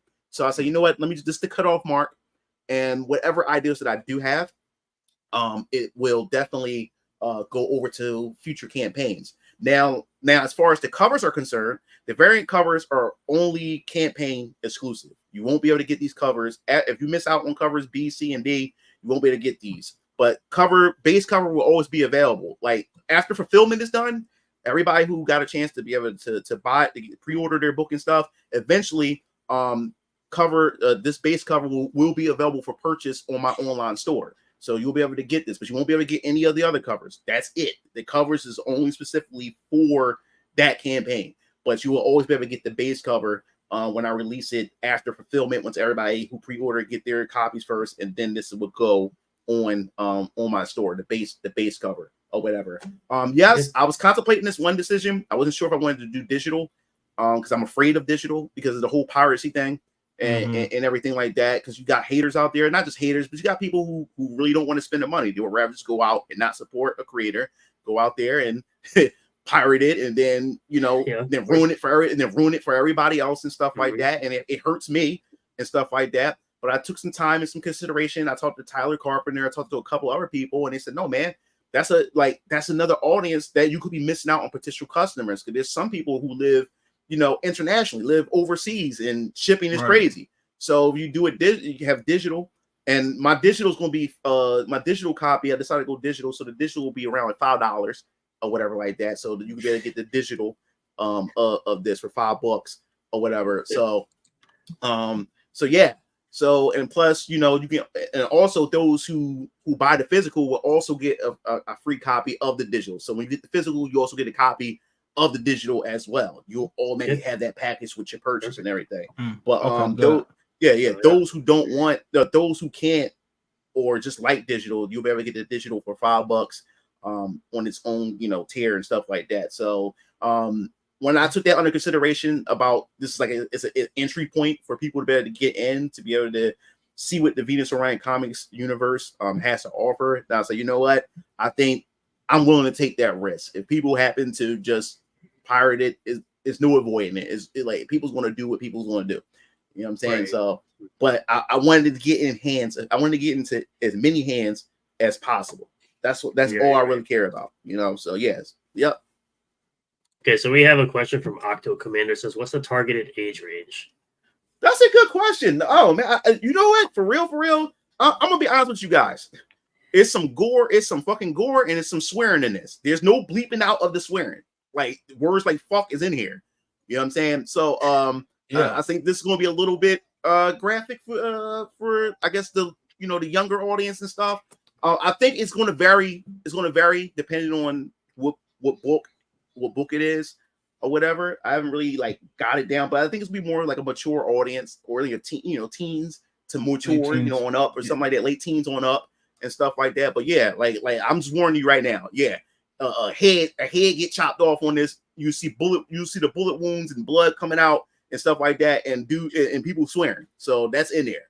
So just let you guys know before you make that decision of what you want to do. I don't want you to be surprised. You get the book and say, "Oh, wait a minute," or you show your kid and then they kid reading it. Right. Yeah. So yeah. This book is going to be VK is going to be a graphic series. It's going to be pretty graphic. Especially some of the themes that's going to be in here. Especially human trafficking plays a big role in VK because the whole deals with the vampire society and stuff. So it's going to be a lot. It's going to be dealing with human trafficking and a lot of other spicy themes. That's going to be in VK as well, but it has a story purpose. It's not just thrown in there just to be thrown in there, but it's implemented into the story, and there's a reason why a lot of these things that also occurs within the plot itself. So yeah. We had someone ask where can you get it? Of course, we've said it's launching in January 2025. It'll be on Kickstarter and of course your website when it's built by then, right? Yeah. Yep. When it's fulfilled. It will be on my store. Once it's fully fulfilled, everybody got their issues, got their copies and everything, and then the base copy will be on the store. Will be on the online store. You'll be able to get your hands on it. But yeah. So that's the plan. I'm also going to be planning a Patreon next year. The Patreon is going to be like a $2. It's only $2 to get in. What that do is I'll give you like updates, like character sheets, like how like character concepts. I'm also going to be coming out. I guess it'd be a perfect time. I guess you get the exclusive.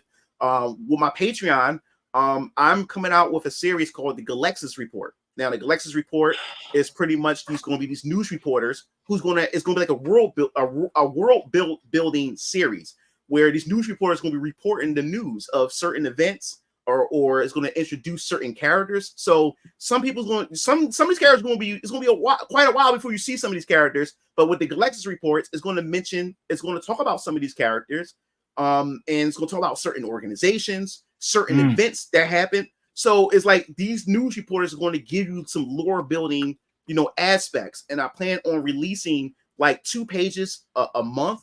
But then there's also going to be another series called Rendell Heights. Rendell Heights is a small town called Rendell Heights, and it's going to be about these high school students, and it's going to be like a slice of life, but it's also giving you some backdrop, some lore of the characters. Like I'll give you an example.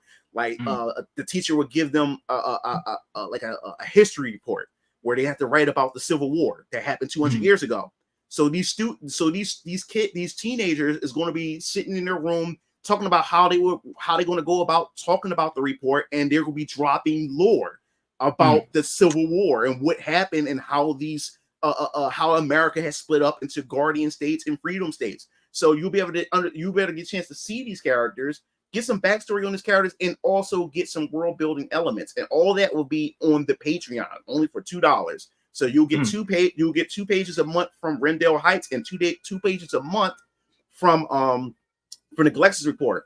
But also, I will do a physical release as I get enough of the Galexis Reports.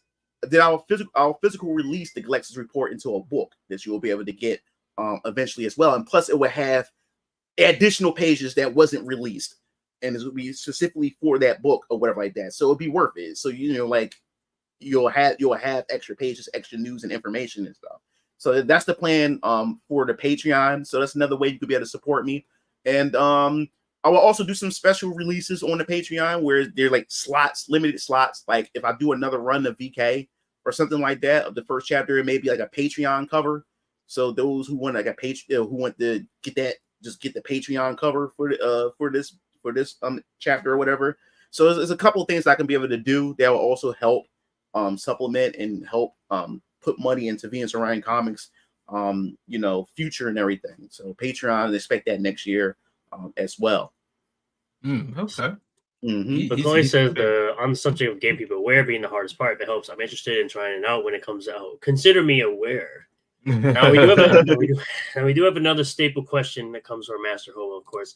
It says, "What is better, Akira or Ninja Scroll?" Is that Akira or Ninja Scroll? Yeah. All right. The reason why I like Ninja Scroll better because Ninja Scroll was my first introduction to like I wouldn't say to anime, but more of the like I guess you say the gore aspect or the adult tones because when I was younger, my mom would never let me watch it. And my dad said, you know what? Like he's old enough now. I think I was like maybe like 7 or 8 years old. And my dad, he brought me in the room. We sat down together. He popped the VHS in of Ninja Scroll. And my eyes was like, it's like I bit the forbidden fruit of knowledge in the Garden of Eden. My eyes was like fucking wide open. like I didn't know what this, like, especially when that monster grabbed the chick, brought her into the room, and he started licking her up with his big ass tongue and shit. I'm like, is this a cartoon? I didn't know a cartoon can. I was young. I'm like, cartoons is allowed to do this because I didn't know it was called anime. I just called it a cartoon. I just called it a cartoon. I was like, wait a minute, it's a cartoon. I'm looking at my dad like. And my dad is sitting there like this and stuff like that. And I'm watching it, and my eyes were just wide open. So that was like my first introduction, and it always plays in my head as every once in a while a Ninja Scroll and everything like that. So that's why I pick Ninja Scroll over Akira. I do like Akira. I mean, Akira has its moments and stuff, but it didn't really hit me like how Ninja Scroll did. So yeah, Ninja Scroll I think it's better in my personal opinion. There you go. Let's see what do we got. What else we got? Ben UK says, "Have you ever thought about maybe using Riposet?" My thing is, I'm gonna say what Miles said. I want to do my own thing, and that's what I want to do. I'm gonna just do my own thing, and see where all this go. Okay. I mean, it's fair. Yeah, that's very fair. Oh yeah. Apparently you had a mudbutt LG. No. Chloe says 4 covers. I like that enough to make getting all feel good, yet few enough for single cover buyers to feel the weight in their choice. Yeah. Mm-hmm. People are saying that obviously digital is a very risky choice, of course, like you said, with piracy and all that good stuff. Mm-hmm. When is this universe launching? Next year? Yep, next year. Like I said, starting January 2025. So expect it. When we get close to the launch, like I said, there's going to be a teaser trailer. I'm gonna have a teaser trailer. It's going to probably be around like December. You'll probably see a teaser trailer for VK. You'll get a teaser trailer, and then it's going to give you the actual date for January 2025, like the actual date of when the presentation is going to be and stuff like that. So it's going to get you guys all prepared, get everybody prepared and excited for it and stuff. So expect the teaser trailer in December for VK and the actual launch date for the campaign. So you can expect that then. All right, awesome. And Zero Smoke was also talking about in the chat that he was messaging Flash to kind of promote this on his stream as well. So that's another thing that seems to be going on. Paula says, it reminds me of an alternate history story I once wrote where it was like a YouTube stream of people discussing which one was the best president, and they were just dropping lore. But he's basically saying how you're describing your world. There seems to be a theme in the chat where it's like everyone's saying you're very serious about this because you're excited to be talking about it. You're dropping lore stuff. You're dropping. You got everything. Oh, trust. One thing I'm gonna. This is another thing I'm doing too. Like once everybody get their hands on this, this is going to be a podcast. This is going to be a stream where we're going to be talking. We're going to have a spoiler podcast where we're going to actually be talking about what happened in the chapters and everything like that. I want to be able to talk to everybody, get everybody's thoughts, everybody's opinions. I want to hear people's theories and stuff.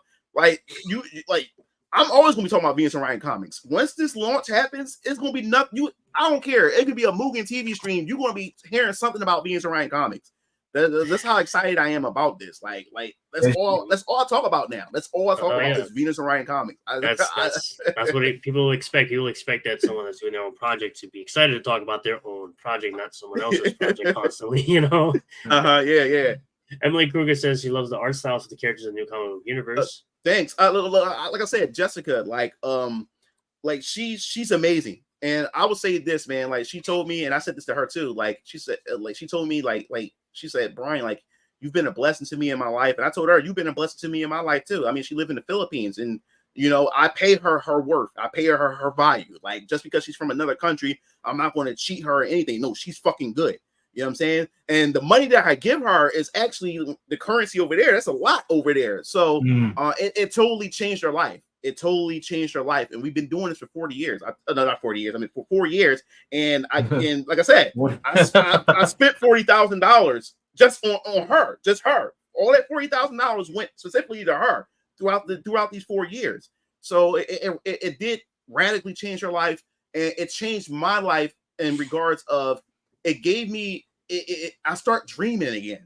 You know what I'm saying? I start dreaming again. I was in like a dark place at some point in my life and stuff like that. But now I wake up every day. You can't see my other posters that I have in front of me, but every day I wake up, my creations around me. I don't wear anybody else's creations anymore. It's just Venus Orion comics. You will see me with Venus Orion merchandise.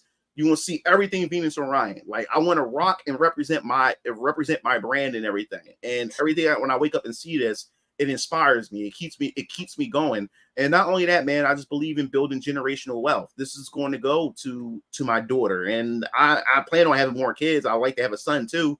So this stuff is this is not just for me, man. This is going to be, I'm building all this up for her and my daughter and my future children that pass it down and stuff. And I'm already sitting down talking with her and everything when it comes to, you know, the stories and stuff. She's already thinking about stories too. I'm like, good. I want you to think about stories, because one day you're going to be in charge. You're going to be running this shit. You know what I'm saying? This is all for you. You know what I'm saying? I'm not going to be here forever, but I want to make sure to leave my kids and future generations to have something, to have a legacy, and to keep this thing going when it comes to all that. But when it comes to my artist, man, I really appreciate her. We talk almost every day, like because around like 8 p.m. my time, it's like 7 a.m. her time or something like that. It's like I said, it's like really, really crazy. It's 7 a.m. the next day. Like she's like a day ahead. She's like a day ahead of me or whatever like that. So so it gets really, really weird, but for some strange reason we always be able to meet up with each other. And the thing is, when it comes to like my Discord, I always keep my Discord like how people always leave up their notification like, oh, I'm busy or I'm asleep and stuff. I always keep it open. Because I want my artists to be able to contact me. I don't care if I'm in the middle of sleeping. The moment that woman contact me, I get the fuck up and answer her, because like this is important to me. Venus Orion Comics is important to me. So whenever she hits me up because she has an idea or she has a question about, oh, okay, do you like this design or do you want me to change this up? I'm up right away. So like I'm always like the door or the Discord door is always open for her. Like she's the only person that I answer. I don't care what time of day. Like me and her talk and me and her answer, but we also build a close friendship with one another. Like it's kind of fun, is because like I don't know what it's like over the Philippines. So what she does is she'll drive in her car when she's going to take her sister to work, or whenever she's doing around where she lives at, she'll record some footage of her walking around, and so she'll show the different stores and stuff like that. And I do the same thing.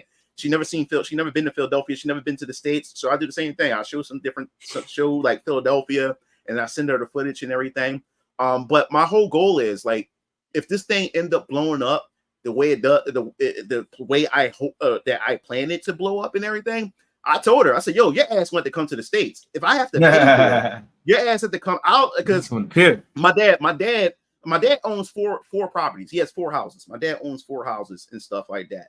And my dad's trying to get me into real estate too, start getting into my own real estate. And my dad's like, look, son, the perfect plan to do is like, I'll like build up some capital, and of course I'll put money into it. Get a spot so you can set up a Venus Orion Comics office, and then have a floor where you just have artists and have them live there.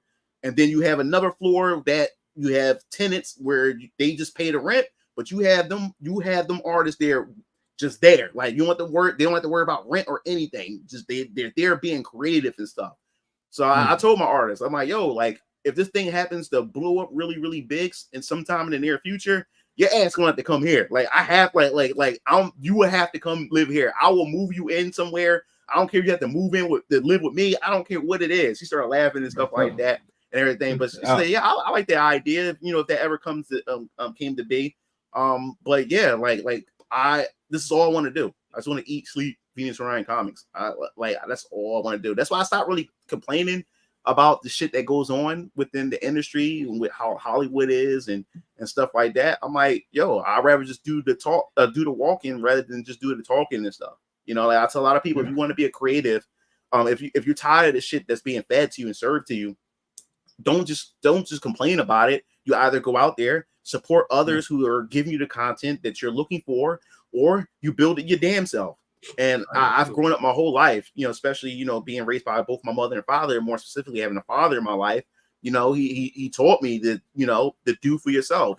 And that's what I've been doing, like just do for myself, you know, and I've been everything that I touch or anything that I put my mind to, I just go out and do it. That's what got me into the whole 3D hentai thing as well. It just I have a foot fetish or whatever like that. I'm into, you know, feet stuff and everything. So there wasn't a lot of, you know, hentai foot fetish content that's out there. And I'm a creative. I love writing stories.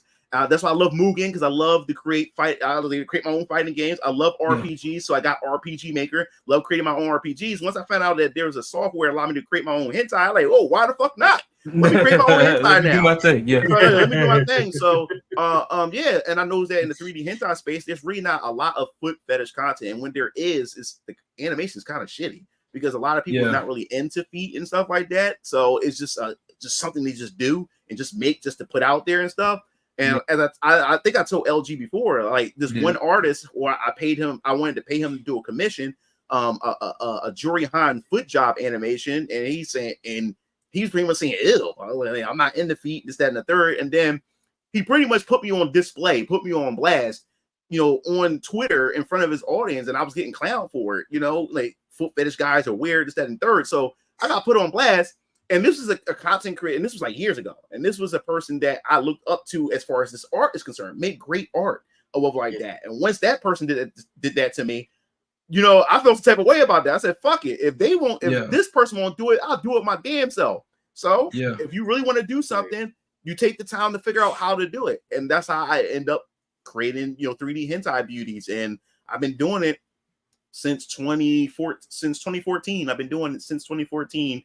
And just been making a shit ton of money off of it, on top of other things that I've been, you know, doing behind the scenes, as well. That's been making me money, and it also got my daughter in private schools, able to get her in private school to give her the best education that she could possibly get, and stuff like that. And because of the hentai money, allowed me to fund Venus Orion comics and stuff like that as well. And then the whole goal is to get to the point where Venus Orion comics be able to fund itself. Once I start getting the money and the money and the capital that I get from Venus Orion Comics can now pay for the books instead of my hentai money paying to get these books done. Now Venus Orion Comics is able to sustain itself to get these books made.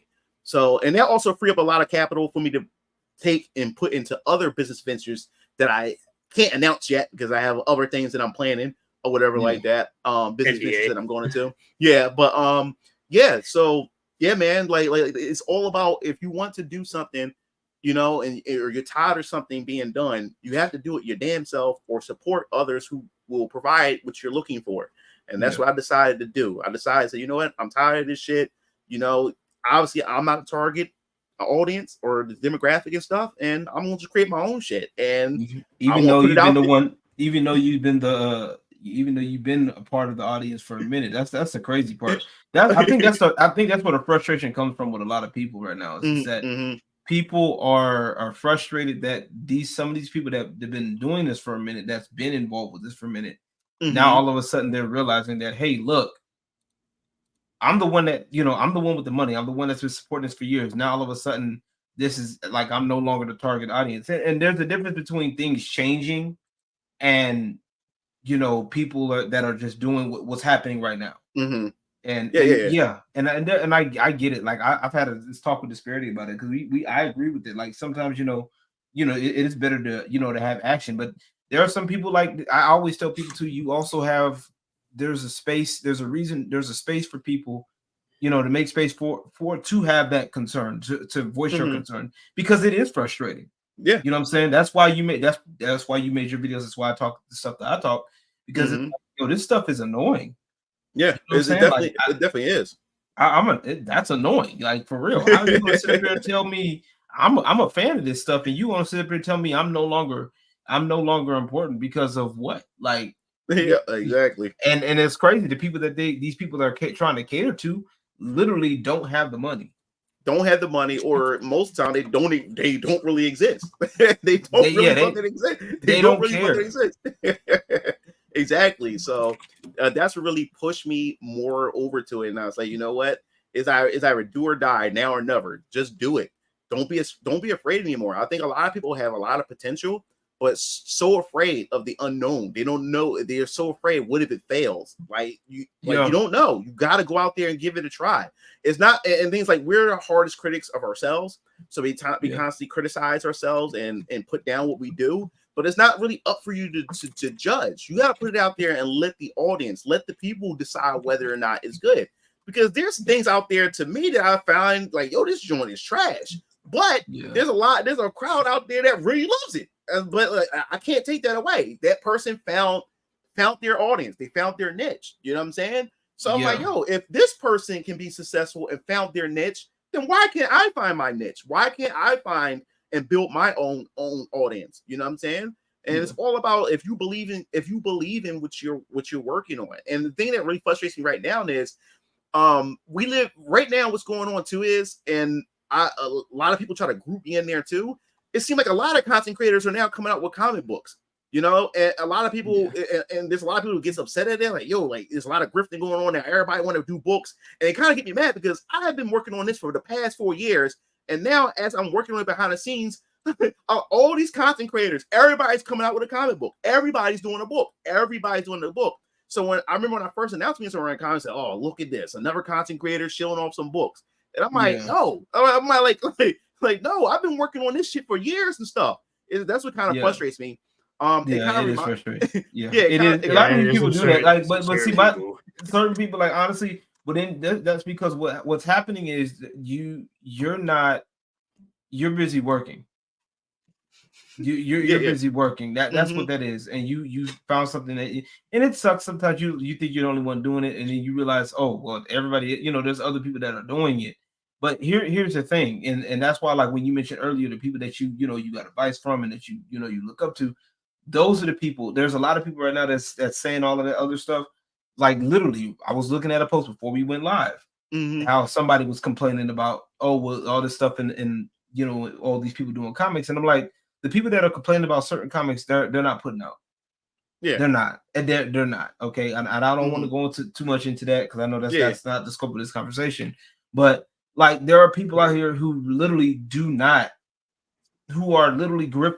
right? Who are actually grifting off this shit because they see the successful people doing it. The Eric, the Ripper, the Ripper July's, the Eric July Ripper versus the Tyler C's.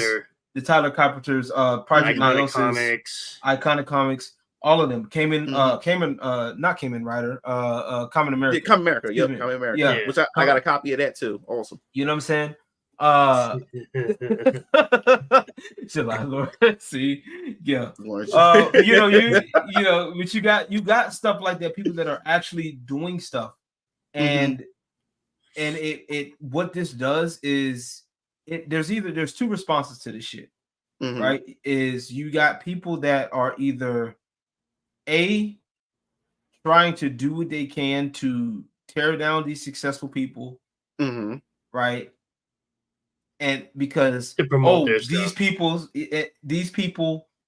people are a problem in the indie comic space. Allegedly. They're taking all the money. Right, they're taking all the money. When the pie, when the reality is the pie isn't fixed, it never was.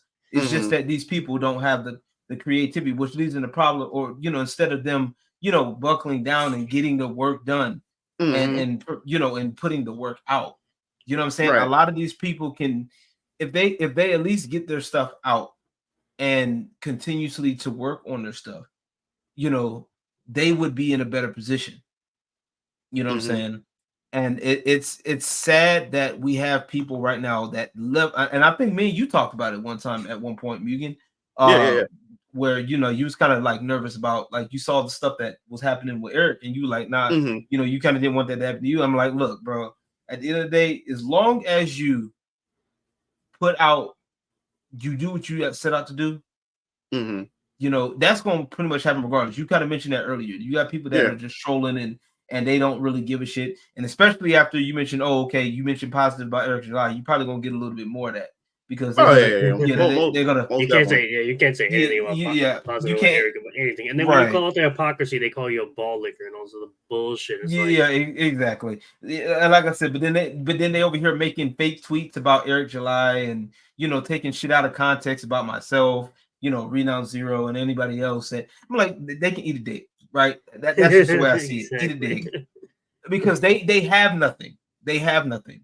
And that's something that I have to remind myself every day when it comes to dealing with these people. And I pass that to you, like, hey, look, these people that if you do get these haters, all you got to do is take one good look at them, what they're doing. Most times they ain't got shit. Yeah, I'm doing right now what I'm doing. I'm practicing right now because like I do have like criticism is the most important thing. Like, I'm always taking feedback and stuff. So now the trolls are starting to come in just a little bit, not a lot of them, but they're starting to come in now and stuff like that. And I'm learning that this is a troll, and I'm learning like don't even respond to them. I learned don't respond to them, because then what they do now is if I don't respond to them, in the community tab, now they start going to my videos, and I'm starting to see the same things. They start going to my videos, just saying anything, hoping that I say something to them, because that's the highlight of their day. That makes their day when they know that I got to them. So I learned that don't respond to these type of people. They're trying to push your buttons, or they're trying to say things to get a reaction out of you. And so I'm getting this good practice right now, because like I said, I already got a couple of users that's already coming in that come to most of my posts talking shit, or anything I post about my comic, they're just talking shit and whatever like that. And if I don't respond. There's a difference between, like, here's the thing, right? A lot of the times, like, there's nothing wrong with having critiques and criticisms, and sometimes it may come from unsavory people at times. But the problem is, what a lot of these people is that I've noticed is that they try to, especially a couple of moist back people that we consider we deal with on a regular basis.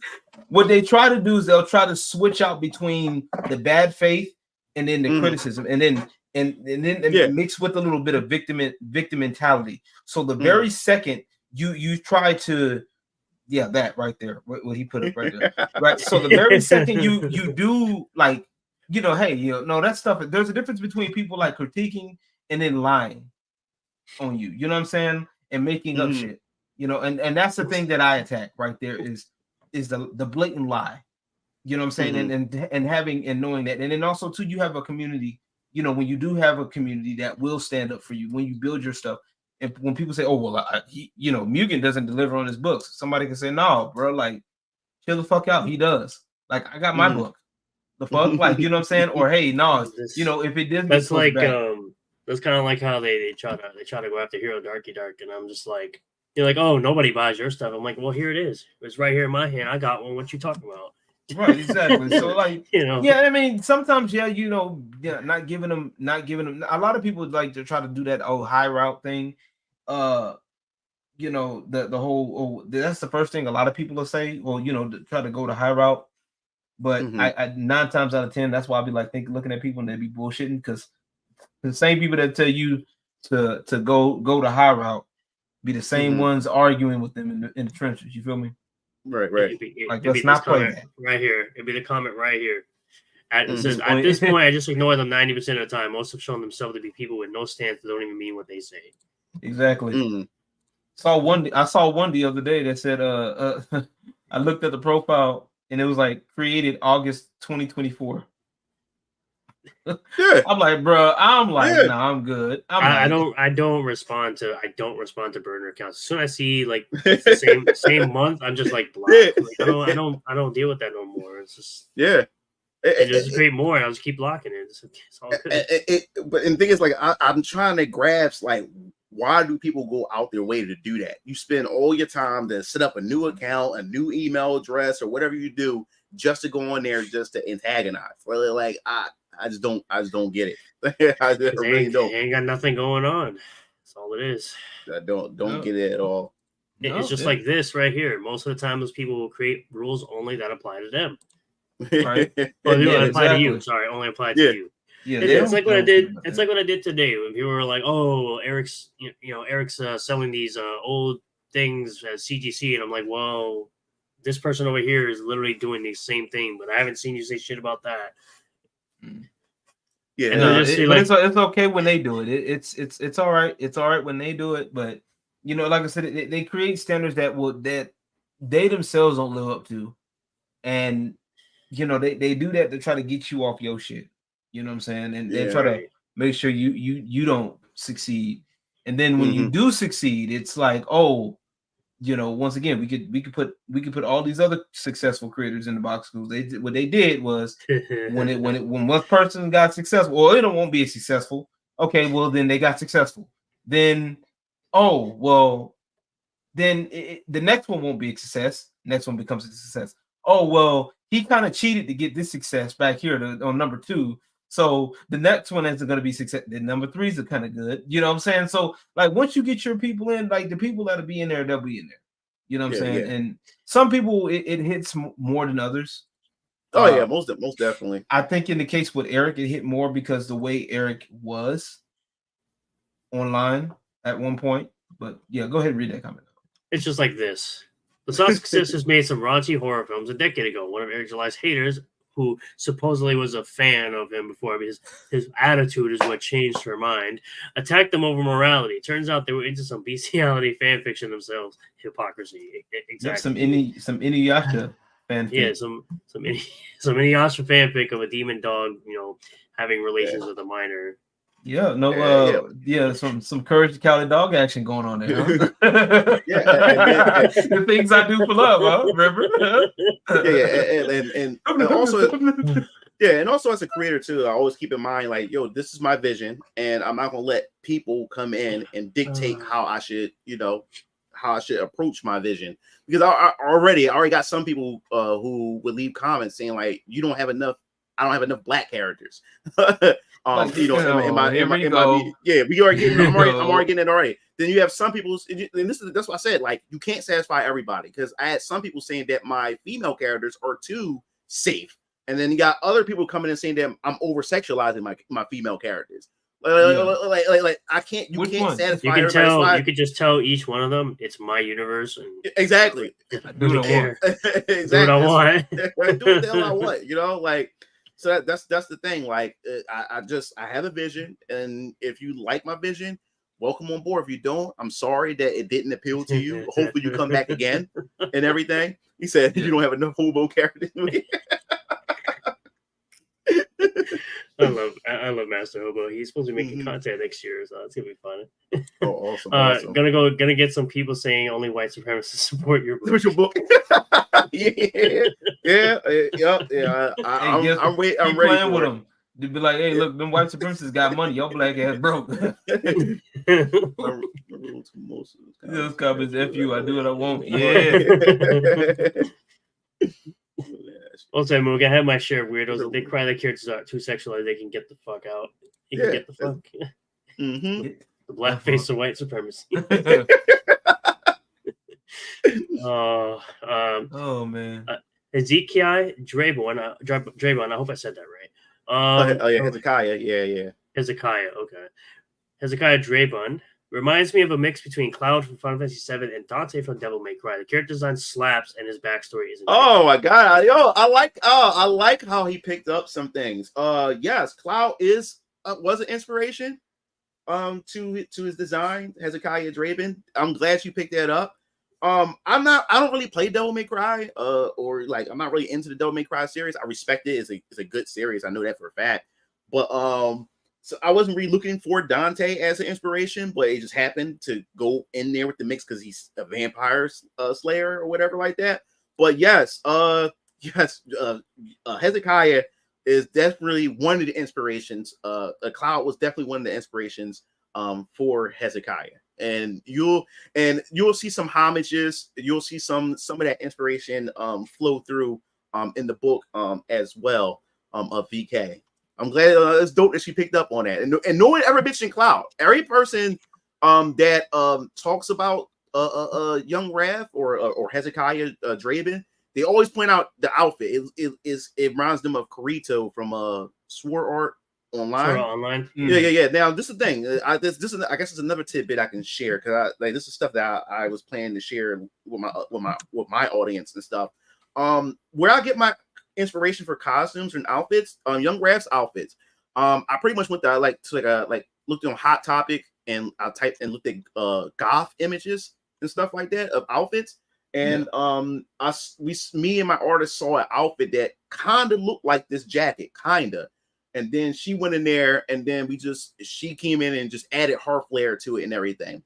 But everybody keeps saying like, "Oh man, he reminded me of Carito with his outfit." But no, I was looking at we took some gothic inspirations from like Hot Topics. We looked at some dudes in goth gear and chicks in goth gear and stuff like that. And that's how we were able to get our inspiration for Young Rav's Hezekiah Draven's outfit and everything. Yeah. MugenLord start speaking. Yeah, that could work. I'll vouch for that. Let's go. Do it. Well, no. To be honest with you, no.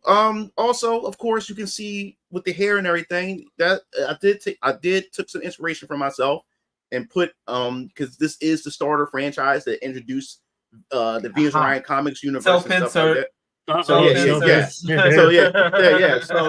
So I took some inspiration from myself as far as the hair and stuff and everything because one of my subscribers said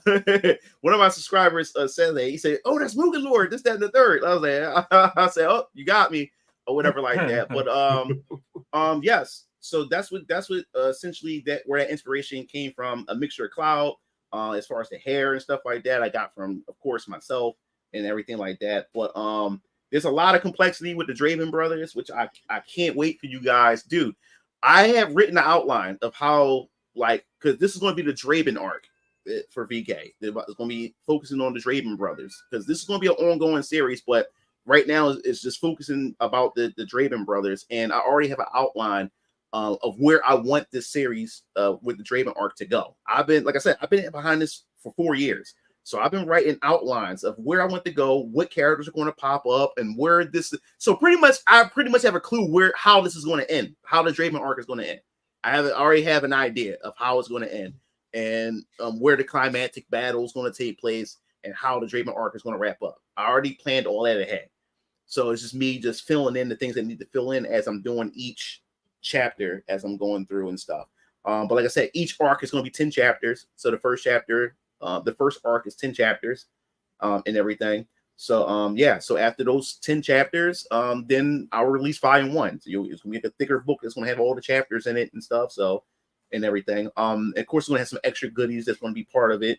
Hopefully, I can get a soundtrack out for VK by that time as well. Because I do want to do a soundtrack for VK in all my series. Because I want people to be able to imagine what the world is like by hearing the music that I'm had for each of these series. Like, I'm serious about this shit. I want all it. I want all this. Like, it's gonna be to the point where, like, damn, is it an anime? Like, damn, like it got a soundtrack and everything. So yeah, I want to have a soundtrack and everything. The good thing that I feel good about this is my brothers, Trike and Keo, they also like I said, they have a t-shirt company. We already go to different cons, so they can sell their products and stuff. But my brothers have been doing a test run of my products. I sold out when I was selling like as a test product project for Ultra Squad X merchandise. I sold out. We only did we only pressed like 8 shirts. Sold all 8 of them. I sold all. I sold these mugs just to test it out to see and remind you, people don't know shit about Venus Orion comics and everything. But people just love the artwork and the designs and stuff like that, the characters, and people just buying off the strength of that. While at the same time, I'm promoting Venus Orion Comics, saying, "Yo, I got a comic book series that's coming out. I got a comic book company and stuff." So it felt good that people were willing to buy this stuff and don't know anything about the characters, don't know anything about the lore of the universe and stuff, and people was willing to put money down and also get on my newsletter, waiting for more information. To come out for a lot of my comic book series and stuff like that. So that did a lot. That really hit me like damn, people's like buying my stuff and don't know shit about it. That's a good sign. Oh, it's always a good sign.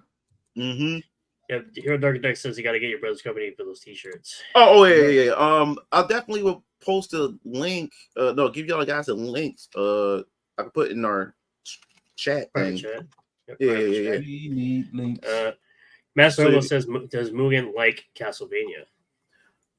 I love the series because I grew up with it or whatever, but I don't really like playing the games. Like I'm not into the 2D Castlevania, gameplay and stuff like that. It was never my thing.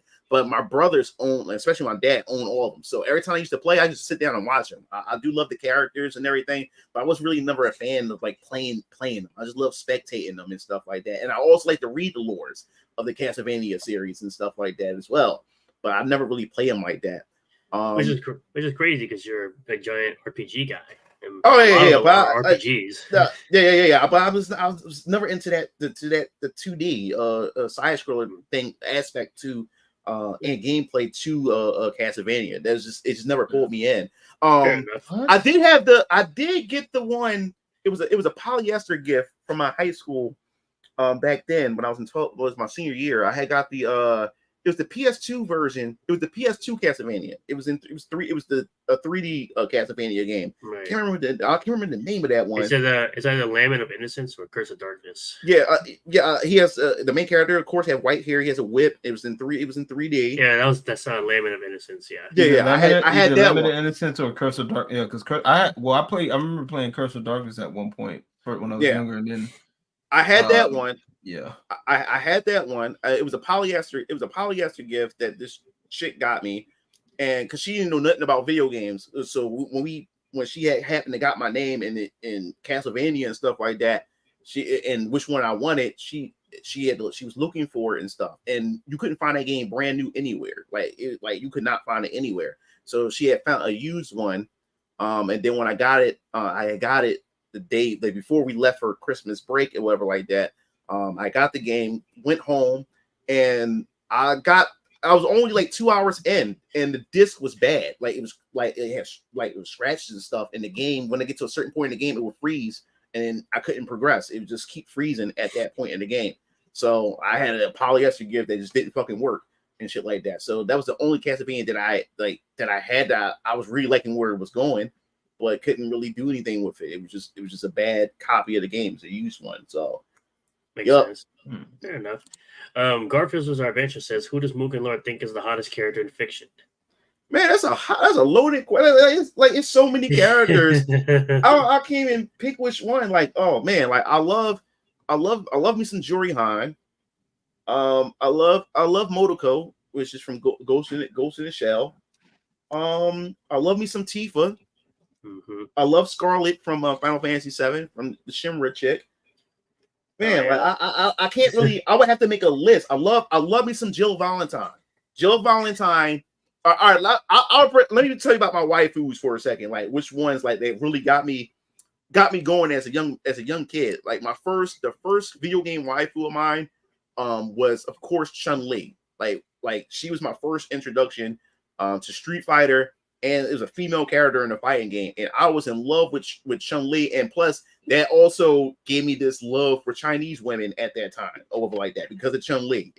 I became a fan of Chinese women and shit like that because of Chun-Li as a young boy and stuff like that.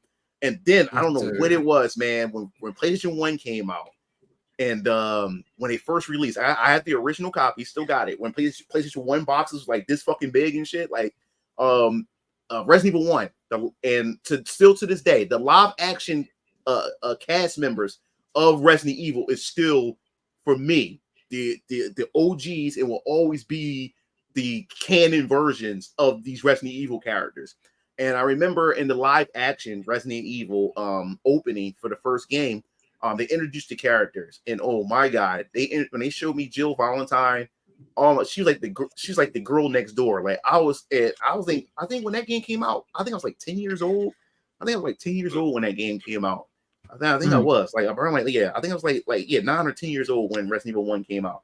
But and when I seen Jill Valentine, oh my god, I was in love. I was in love with that live action actress of Jill Valentine. I just fell in love with the character, and especially when I completed the game with Jill Valentine, you get multiple endings, but one of the endings is when she's on the helicopter, and when she takes her hat off, her hair just flows out.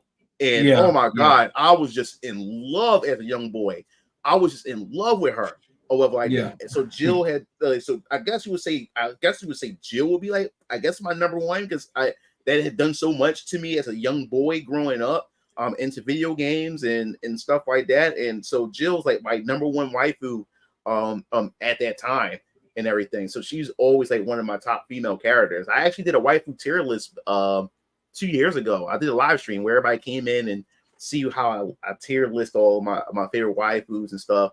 I do like Lightning from Final Fantasy 13, even though the game I wasn't really a big fan of the game and everything. What I like is what I like about Lightning too. She has this hard sternness to her, but there's femininity. There's a feminine aspect behind her that she's trying to use her I guess her masculineness to cover it and stuff. There's a vulnerable woman behind that.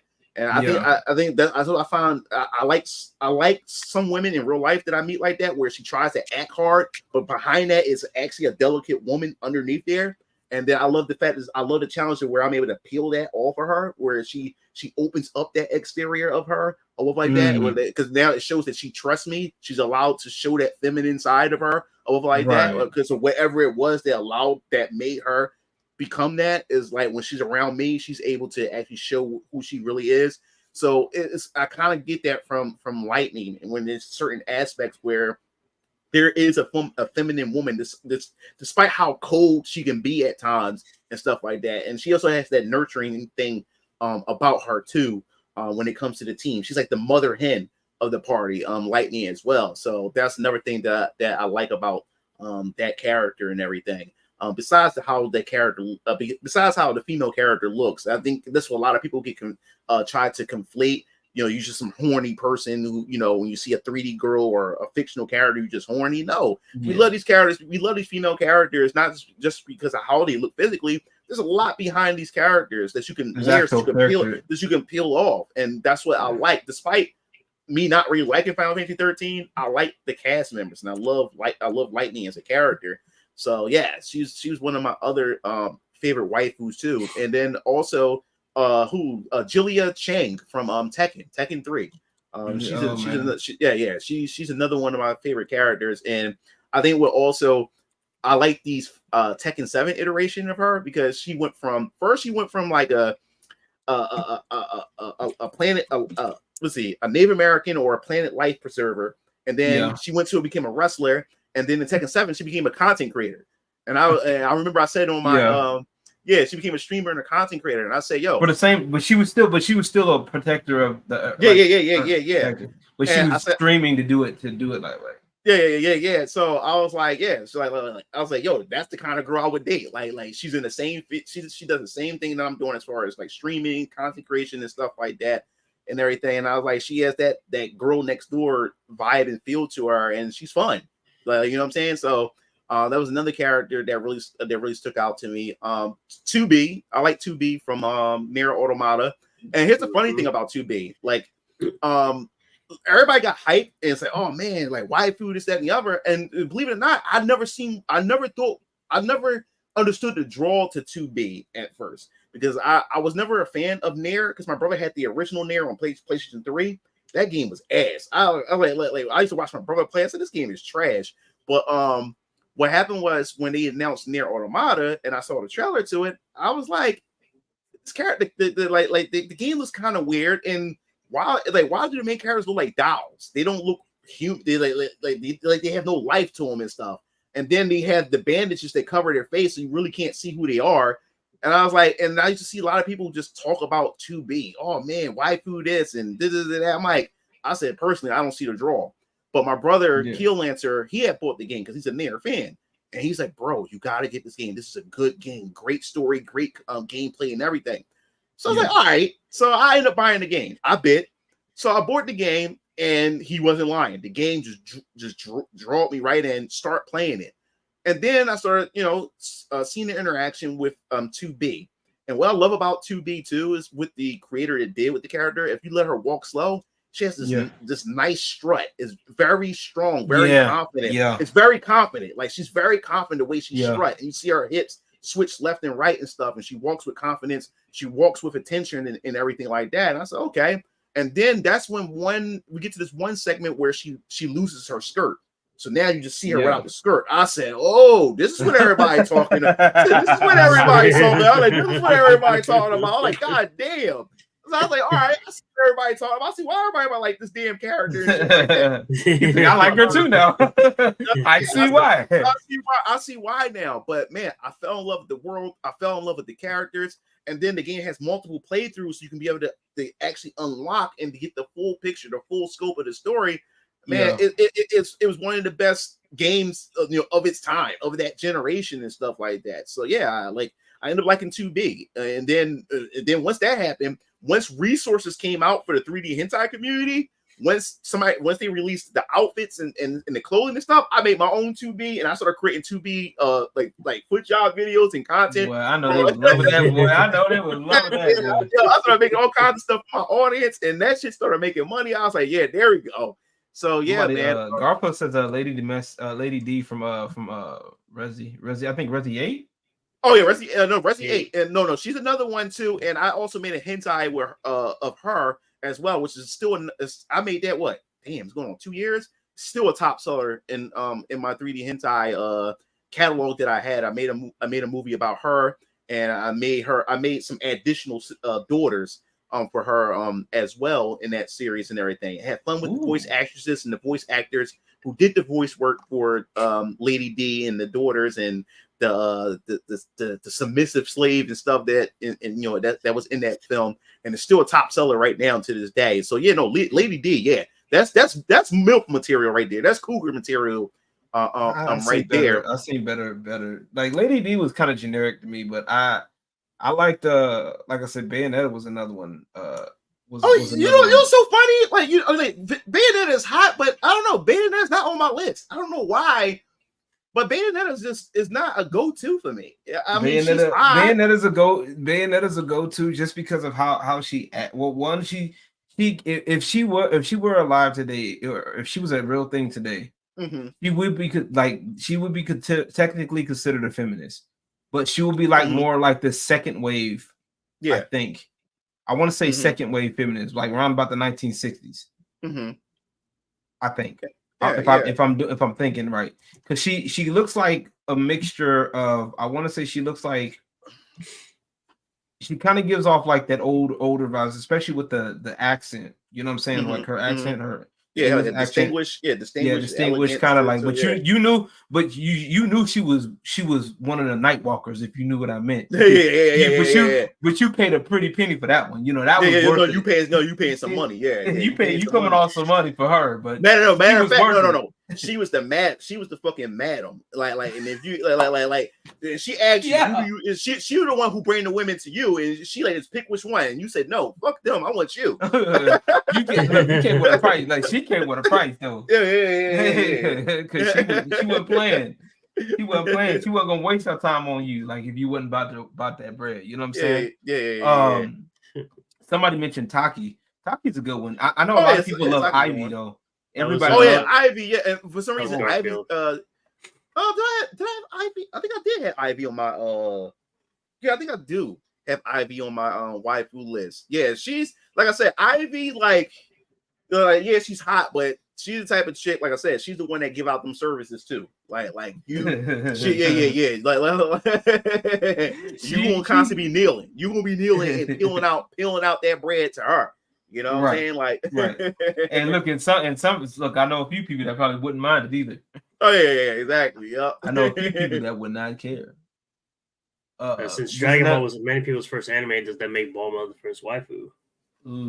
Oh, that's a good question. I mean, waifus, it just depends on what your attachment is to certain characters and stuff like that. Like, if you want, if you talk about anime, Jill Valentine was talking about video games. You know who my first waifu in anime was? Jun the Swan from Gotcha Man, or in America, in the US, it was called G-Force. That's from Tatsunoko versus. That's from Tatsunoko. Tatsunoko versus. Tatsunoko versus Capcom. Yeah. She was in the game. She had the bird outfit on and stuff. Okay, that was her. Okay. With the pink. Yeah, Jun the Swan. She's from Gotcha Man, and that was the first anime waifu of mine. I was young when I saw G-Force. I believe I was like 6, maybe 6 or 7. during that time, and I was so in love with Jun the Swan during that time. That's before I knew what anime was. I just called it a cartoon and stuff like that. So Jun the Swan was my first anime waifu. I was in love with Jun the Swan. Bomo, I wouldn't know about like Bomo because Bomo was a weird one, man. I don't know. Boma didn't do nothing. Boma didn't do nothing for me. I like Boma. I do like Boma. Smart, but like, yeah, she was.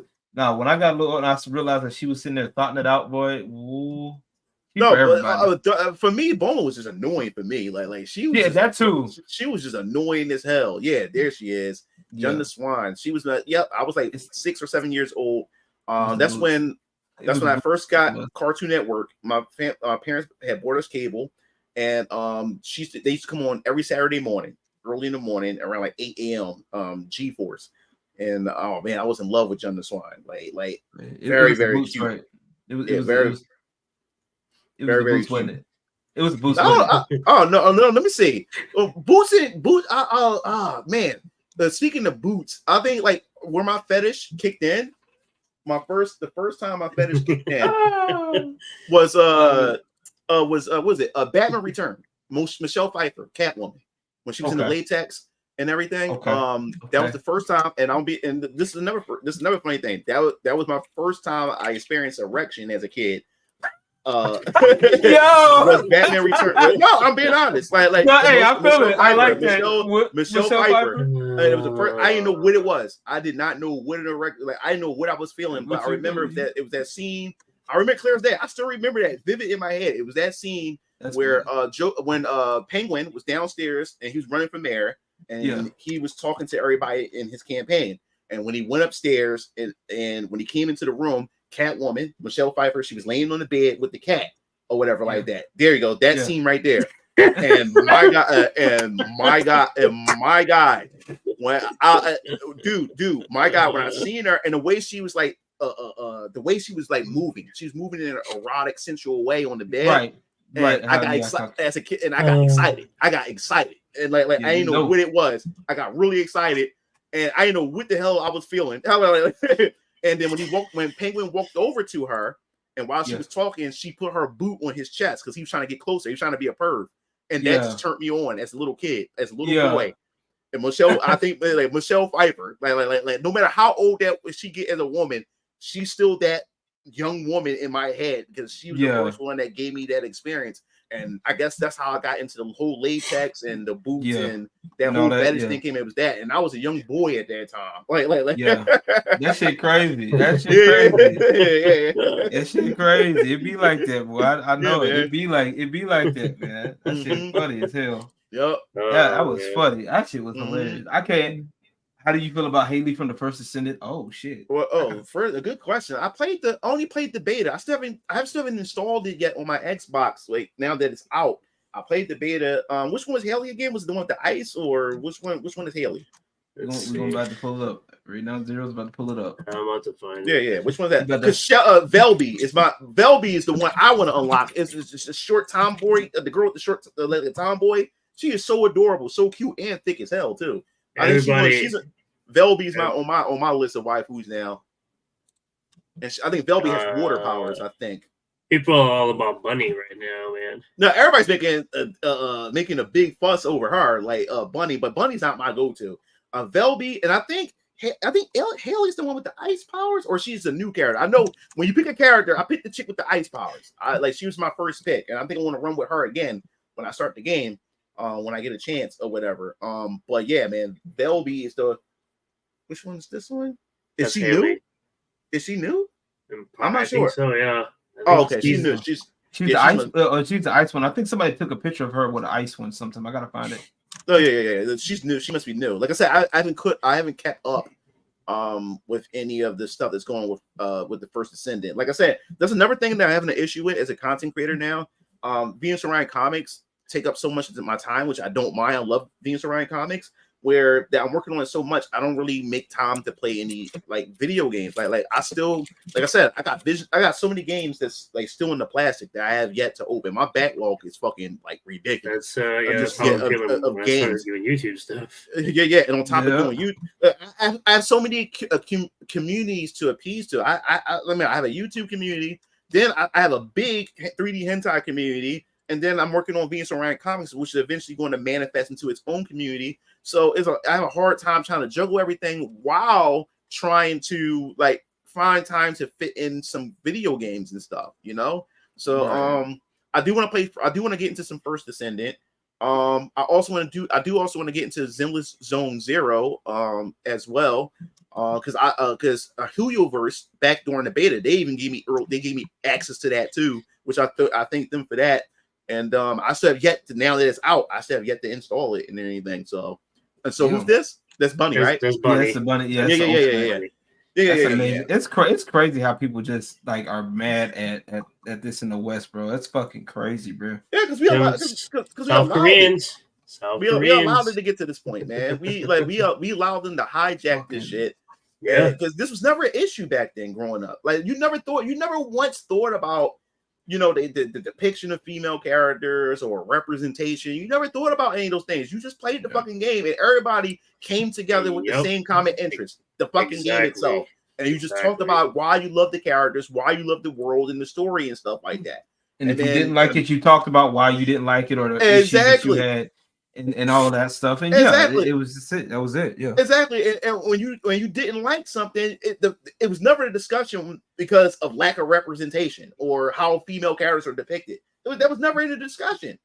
Yeah. And then, like I said, Anita Sarkeesian, she came in and she exploited the kinks and the cracks of the industry, and that opened the floodgates for a lot of these social activists, mass as journalists into the industry.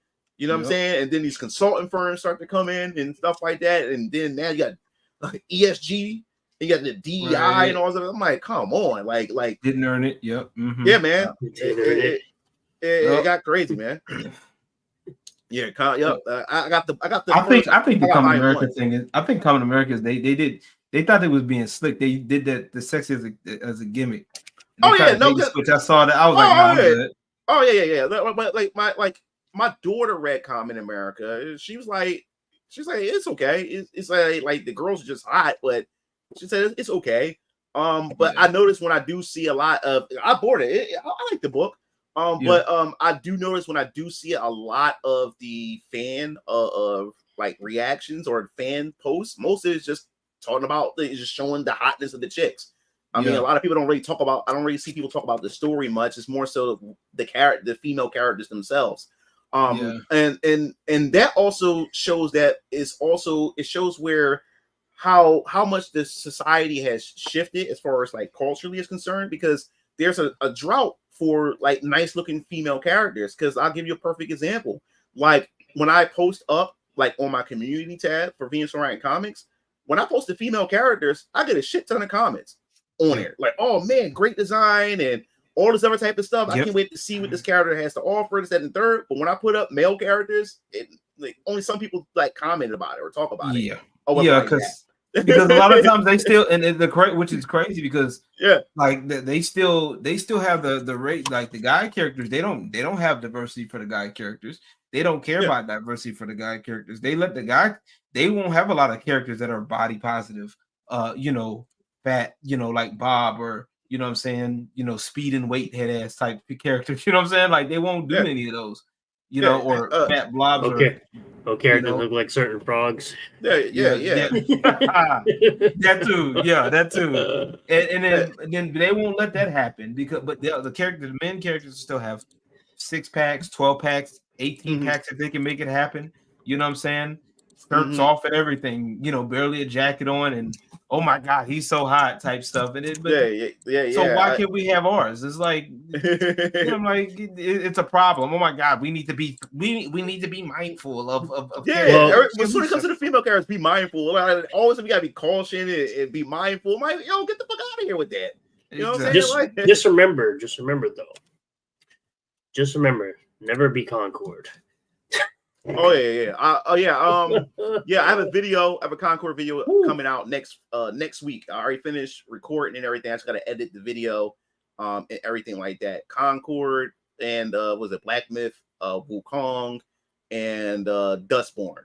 Those 3 videos I already filmed and recorded. It's gonna be up for next week because I'm off this week. I decided to give myself a break because I've been right now I'm feeling burnout, and plus my daughter starts school next week, so I had to spend this week. I'm on my daddy mode. I gotta go getting her school supplies and stuff like that. So I said, you know what, this is giving me a perfect time to take a break from uploading videos while at the same time be able to prepare content for the next couple of weeks, and then I'll be able to schedule those videos and everything. So it'll leave me some room for gaming, streaming, and also more Venus Orion comics time as well. But yeah, Concord is a perfect example. That's Tumblr the game. It's just Tumblr OCs. Well, that's all it is. Like, and I said it on my stream during the reaction state of the play. I said that, I said this game is dead on arrival. I said this game is dead, and this is what I also said too. This is what people don't understand about me, and I always put it out there because I don't want people to get my messaging mixed up and everything. I'm a gamer first and foremost.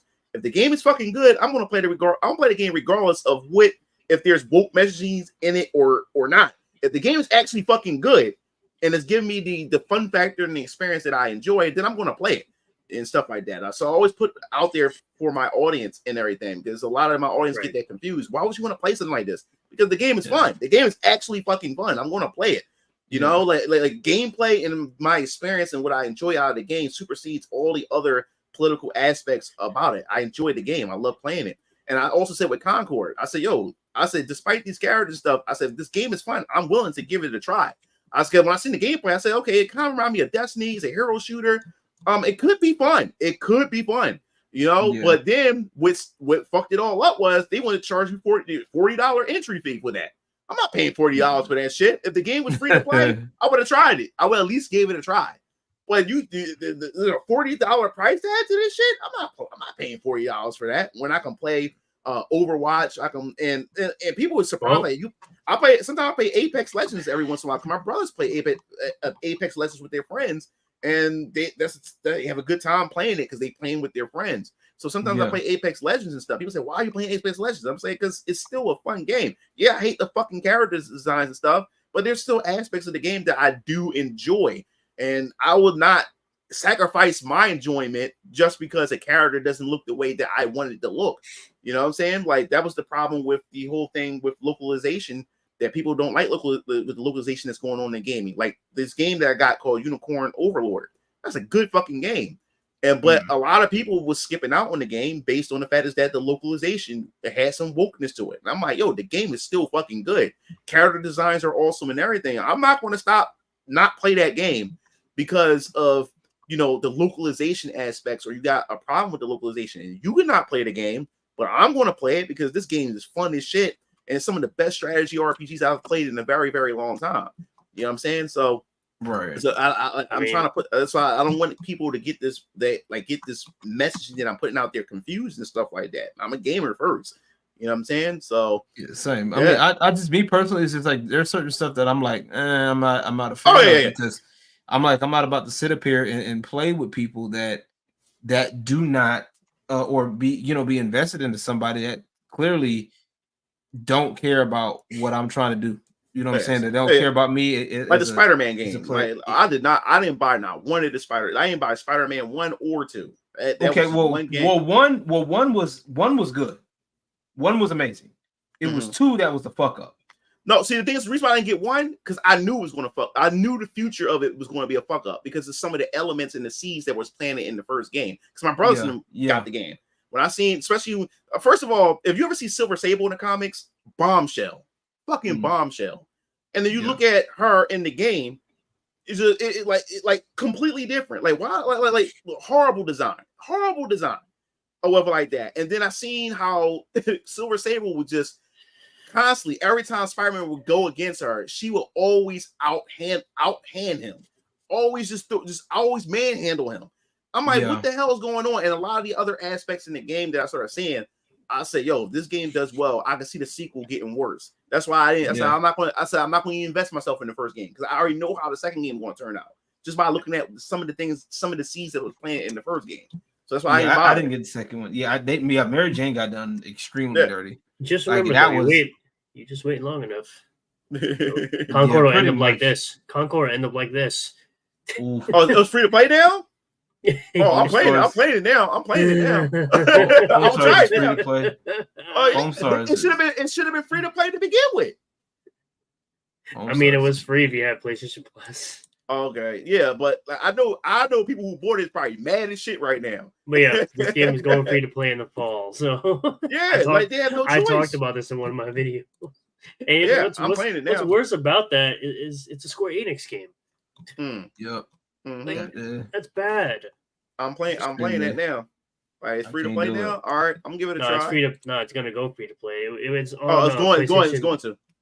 Yeah, It was available free, like it was on the PlayStation Plus service for people who have PlayStation Plus. Now it's right. Everybody. Yeah. Wow. I can't do it. Yeah. Can't do it. That's what I'm saying. That's why you get people in these games that don't care about games, that are not interested at all. Like, you're gonna have a hard time. Yeah, I'm at this point now when it comes to the gaming industry right now and the way it is and what they're doing with these initiatives and stuff. I'm at the point is like, yo, man, like I'm willing to watch it all burn. Just let it burn. If we need a reset, let it burn. Let it crash and burn at this point, because that's the only way they're going to learn. That's the only way they're going to learn.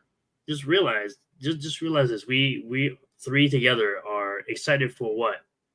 Remasters of old games. This generation sucks. You're right. This generation, dude. I got a PS5 and a Series X and Nintendo Switch. My Nintendo Switch get the most play out of my PS5. Matter of fact, I haven't touched the last time I touched my PS5 was because I got into the beta for Marvel Rivals, but I haven't touched the PS5 in 5 months. My Series X get the most plays because I watch Netflix with my daughter on my Xbox, or sometimes I'll boot up YouTube or something like that on my Xbox while I'm working on content and I'm just peering over at the TV screen over there. But this generation was just complete ass, because at this point it got so bad because of how inflated these budgets are for designing and developing these games. It got bad to the point where Spider-Man 2. Exactly. It got so bad to the point now they had to come out and developers had to come out and admit saying that they still need to rely on PS4 and the Xbox One in last generation in order to recoup the sales. That's why you're still seeing cross-generation games. Because at this point, if you're going to continue to get cross-generation games, there's no incentive to get a PS5 or Xbox Series X. There's no incentive. You might as well just keep and stay as the previous generation. There's still no title that I say, yo, I gotta get a PS5. Yo, I gotta get an Xbox Series X. Me, I've been collecting consoles ever since I was young. My dad, every time a new console came out when I was young, my dad would buy himself a console and buy me a console on launch day or whatever. Yeah. And then once I got old enough to be able to work a job and get my own money, launch day, me and my dad, and then eventually when my brother started working and had a job, we all would go down there and launch day. It was just tradition to get consoles on launch. So it's just in me just to get these consoles or whatever like that. But other than that, man, my PS5 and my Xbox Series X don't get played. It just sits there. It don't get played at all. And that's so crazy. Sad. And this generation, there's no games to say, hey, I got to get the system. So when you look at this generation, it's nothing but remasters and remakes. That's what this generation is. And then the remasters and remakes are bad anyway. You know, a lot of them are, depending on who's making them. Yeah. They're modern audience. They're touched by a modern audience. Yeah. Or just completely flip the game on its head. It's not even the same game. They changed the narrative, they changed the character, they changed everything. And I'm looking at you, Final Fantasy VII Remake or whatever. I'm a big Final Fantasy VII. I'm a big Final Fantasy VII fan. I grew up with Final Fantasy VII. You know what I'm saying? Yeah, I tell people all the time. They're like, I remember I've had people like, well, oh, you're just mad because Final Fantasy VII Remake isn't on Xbox. I'm like, the superior version is already on my console. What are you talking about? The original is better. The original is better. It's a full story. I don't have to pay $60 for each part. I can pay $20 and get the full story, and it's a better game. And they're retelling it too on the new version, so they're retelling it. Dude, I wouldn't even call these things retellings. These are totally different games, and that's the reason why they're able to break it into 3 parts, because these aren't the same game. These are different games. So it justifies them to make them into 3 different parts, because this isn't the same game. They flipped this game. Dude, I did one of my first longest videos I've ever made in my YouTube career. This video was like almost an hour and 20 minutes long, and it was my spoiler rant or spoiler review to Final Fantasy VII Rebirth, which is part 2 to Final Fantasy VII Remake. And I didn't expect that video to do numbers, the numbers that it did, especially a video that's that long. And plus, I broke it into chapters so people can pick what part that they want. But Square, man, they knew exactly what they were doing. And what's so sad about it is it's the OGs that's fucking it up. Because when you read the interviews, it was the young guys. It's the young fans who grew up with Final Fantasy VII that wanted Square to keep the remake to the original story. It was the creators, the old heads, that saying no, we want to change it. So it was like a war that was going on within Square Enix between the old heads and the younger developers who grew up playing Final Fantasy VII. So they had to come up with like a middle ground to try to appease both sides, and that's what you got. So that's why you got some of it telling the story to like some of the beats, and then when you get to a certain point, it just flips it on its head because that's what the original developers wanted to go with. And I'm like, no, man, like, why? Like, what's the point? This is not the same game. This is not even a remake. It's a reimagine in the worst way possible. Right. There you go. There you go. I think a lot of times that's, like I said, this is what you get when you got people that don't really care about games. You know, they see this as they're in here. You got people in this place that don't care, that all they want to do is they want to put their little ideology in there and just say, okay, look, this is the message that I want to tell. And don't get me wrong, there are some times where there's a message in entertainment, sure. But it doesn't necessarily mean that you got to get preachy with the shit. Yeah. You know what I'm saying? It's supposed to be fun. It's supposed to be entertainment first. That's what a lot of these liberal-minded people, in my personal opinion, are lacking. The fact that, okay, now that they have the power or influence in media, allegedly, they don't know how to fucking use it. They don't understand that what makes a joke funny. They don't understand what makes a game good, or you know what I'm saying, what makes people want to. Nor do they care about it, because what they end up starting to do is, like, anytime you disagree with them, what do they say? You're this istophobia type thing. Fuck that, bro. Like, I don't care, bro. Like, that's not what I'm here for. Exactly. I don't want to be preached to. I want to enjoy a game. And if we discuss politics, it's going to be politics within the game itself. If we discuss religion, it'll be within the world building itself. That's where a lot of that comes in. If there are any allegories, sure. Metal Gear Solid. And I know a lot of people like, well, if you don't like political games, why do you like Metal Gear Solid? Well, Metal Gear Solid is entertainment still at the end of the day. If anything, it's anti-war, really. If we want to make it if it's an allegory for anything, really it's an anti-war allegory, but let's keep it a fucking bean. The story is just fucking convoluted. Not only that, they fucked the shit up. They fucked the shit up by kicking out Kojima. Bro. I stopped following or really stopped playing Metal Gear or whatever after Snake Eater, because once Metal Gear Solid 4 came, that shit it just spiraled. Like right, it became a cyborg, and now, like, what Kojima started doing with his games, they became more like cinematic movie experiences rather than a game. Like Metal Gear Solid 4, I seen so many times, like, I found myself putting my dad putting the controller down, just watching an entire cutscene last for like 30 minutes before actually playing the game and stuff. I'm like, man, this guy is he wants to be a movie director or whatever like that. But the story, he's always in that though.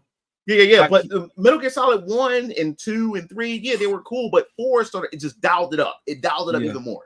It started dialing up. And then after 4, what was the other one? Phantom Pain. That one. And I remember I seen the cutscene where it's a guy riding a horse on fire, and then there's like this whale coming from the sky. Like, what the fuck is this? Like is this Metal Gear? Like, what's going on? Like, this, we going into like supernatural, whatever this shit is. Like what is going on? Like, this not even Metal Gear to me. It started getting like really convoluted. It started getting really convoluted, and I was like, Kojima lost me. I said, this guy brain is like out there. Like, he's a smart I think dude. that was his last one too, because they were, like I said, they were really fucking him. Konami was really fucking him over anyway. Oh yeah. So they were fucking him over anyway. And then 5 was his literal last one. So, and then the crazy part is, in the timeline, 5 is literally before, if I remember correctly, it's 3, And then it's 5, right? 3 It's and 5. It's 3 Peace Walker. Oh yeah, yeah. The PS2 games. I keep forgetting those. PSP games. Forgetting those. And then I think they also put in the I want to say they put in the Nintendo games too on that timeline too. Or Metal Gear.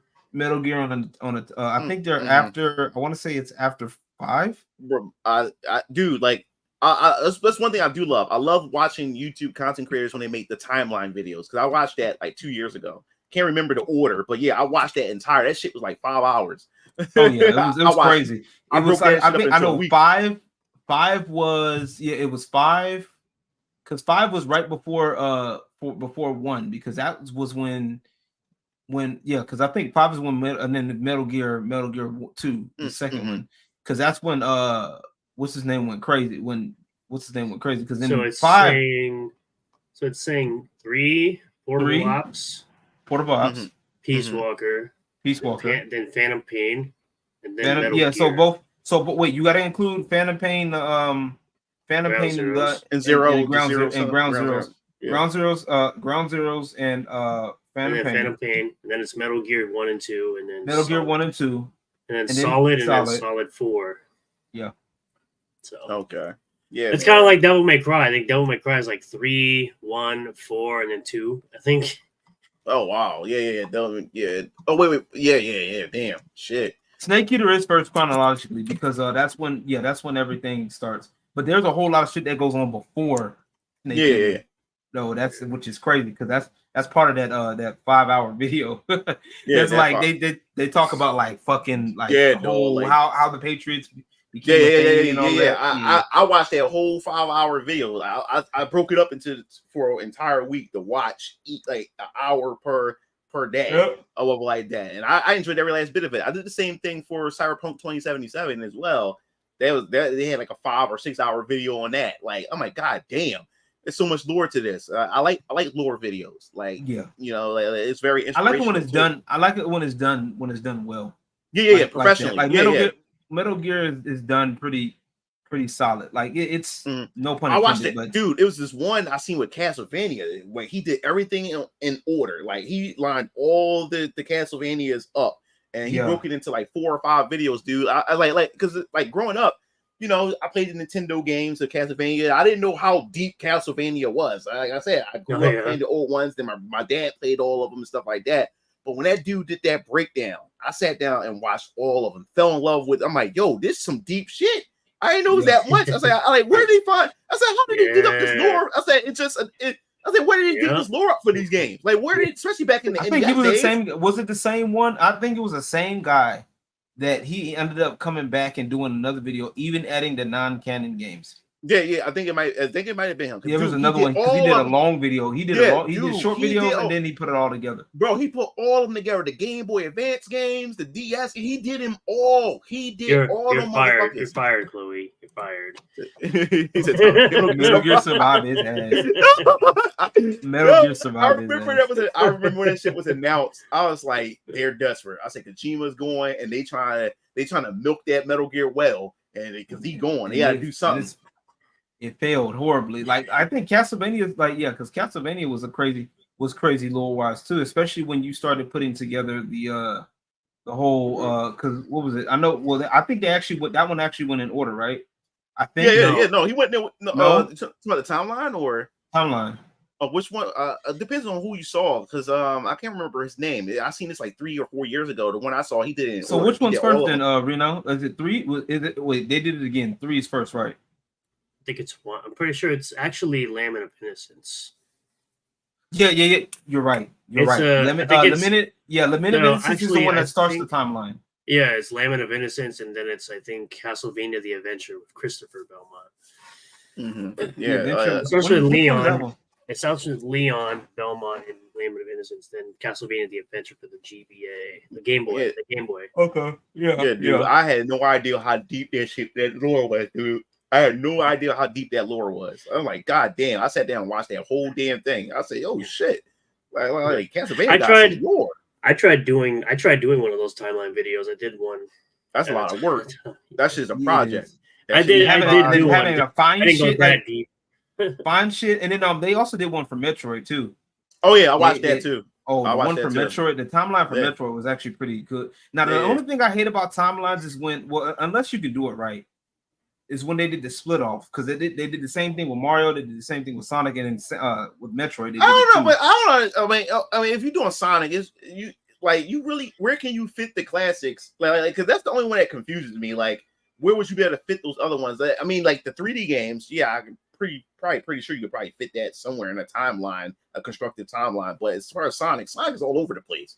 Sonic is all over the fucking place. Like, how would you be able to make a timeline out of Sonic? Well, I mean, they done it. They started with the classic ones first, because that's where you started. 1, 2, 3, Knuckles.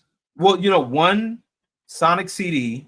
Mm-hmm. Don't ask how they did that. But I know. I know exactly what you're talking about. I know exactly that timeline you're talking about. 3 and Knuckles. Right. And then well, I think I don't know where they put Sonic 4 at. Sonic 4 is kind of like we don't claim that one. That's like the I never even bothered. I never even bothered to pick that one up. It's like Claire said, the Zelda timeline is insane. Well, Zelda has 3 timelines. Let me tell you about this. Let me give you my thoughts of what I think about what happened. So does Castlevania. Castlevania also has 3 timelines. All right, let me give you my thoughts of what I think about this whole Zelda timeline thing. According to me, in my personal opinion, Nintendo never thought about a timeline. They never had a timeline.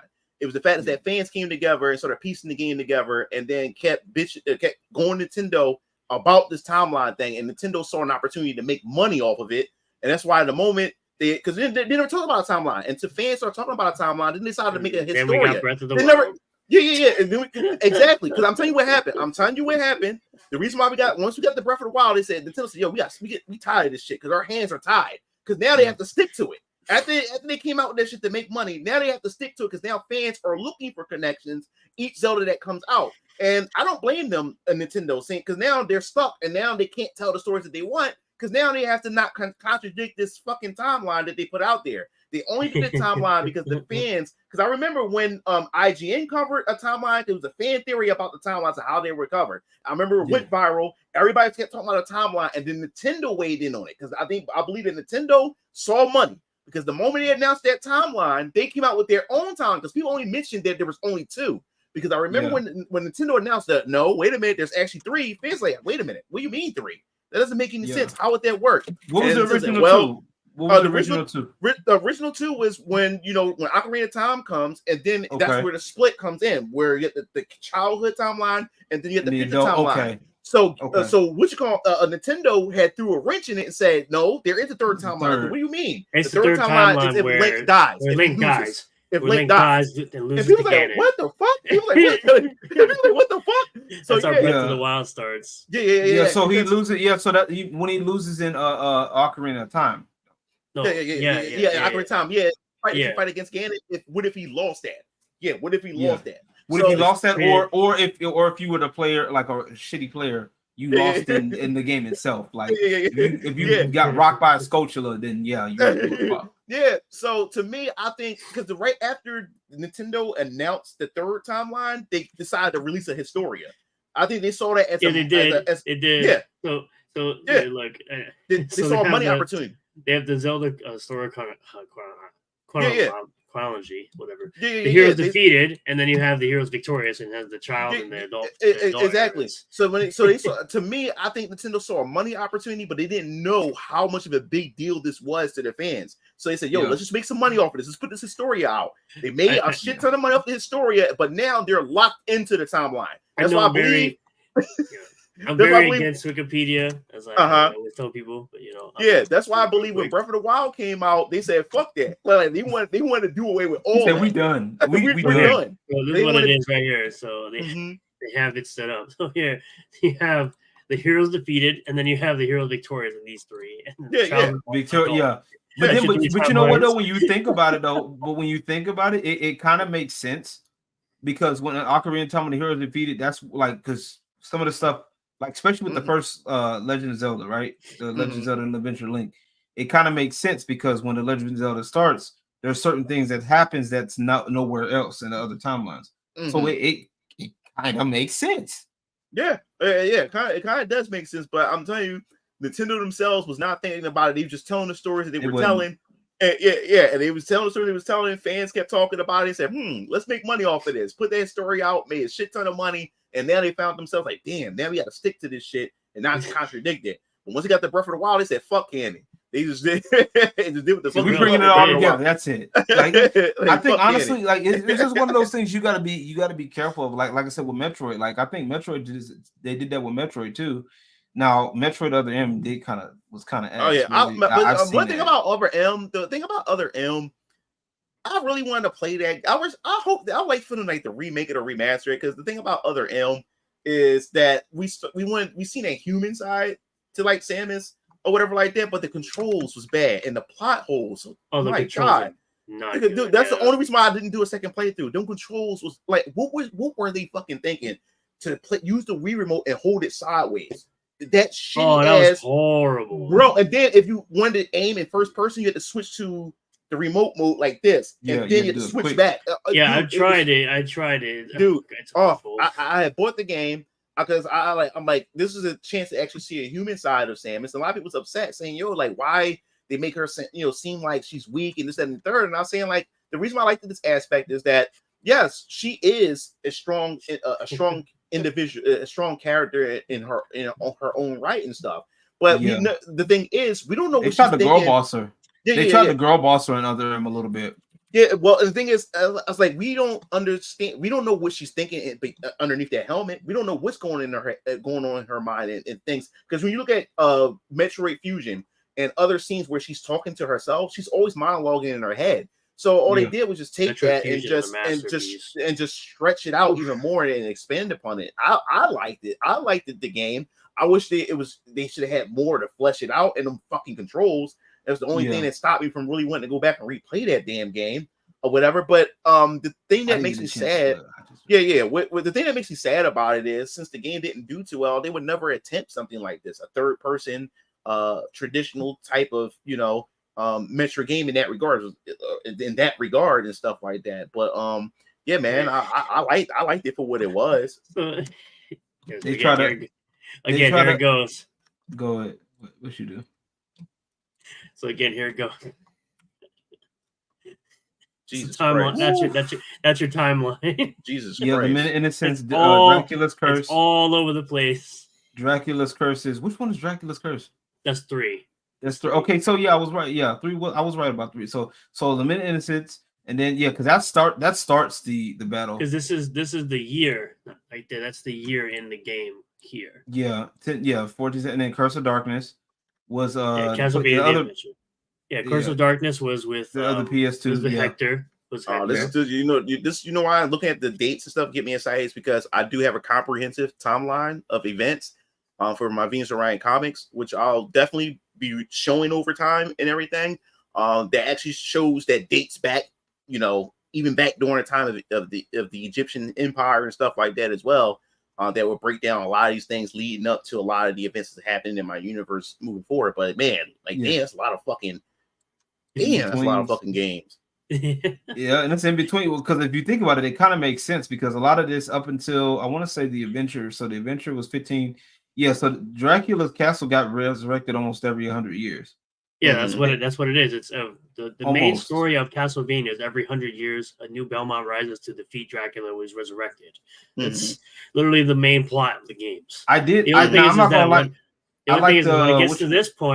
it gets to this point, there are no more Belmonts left. So Alucard steps in to defeat Dracula instead, because of course he's half human and he's half vampire, and obviously his mom tells him things of like don't be bad against the human will, for they don't know what they do type shit. They're not bad people, all that crap. Don't ever, basically telling him, don't ever let your heart turn black because of what they did to me, type shit. Yeah, and I think the reason, I think also to Order Ecclesia, that's the DS games. I think it's this one. It's one of these is Alucard's son. It's one of these. Oh wow. Okay. And I think Bloodlines is when I think Bloodlines is the Sega Genesis one, right? The only one on Sega Genesis. Yeah. That's the one where I think it was a Belmont, but it was a cousin to the Belmont. Oh, that held the sword, that held the whip. And that's because in Symphony of the Night, what happened was there's a plan in there. So like you play Symphony of the Night, right? No, he's never played any Castlevania. Oh, you haven't played. Yeah, That's right. I know Symphony of the Night because my uncle you know, and my dad got it, and I used to watch them play it. But I never played it. I played it, so I could talk this shit now. Mm-hmm. No, yeah, you can. I could talk shit before it, but I could definitely talk it now because I actually recently beat it. I got a live playthrough on my channel. I got like 3 parts literally. So if you ever want to watch it while you working on your comics, got something for you.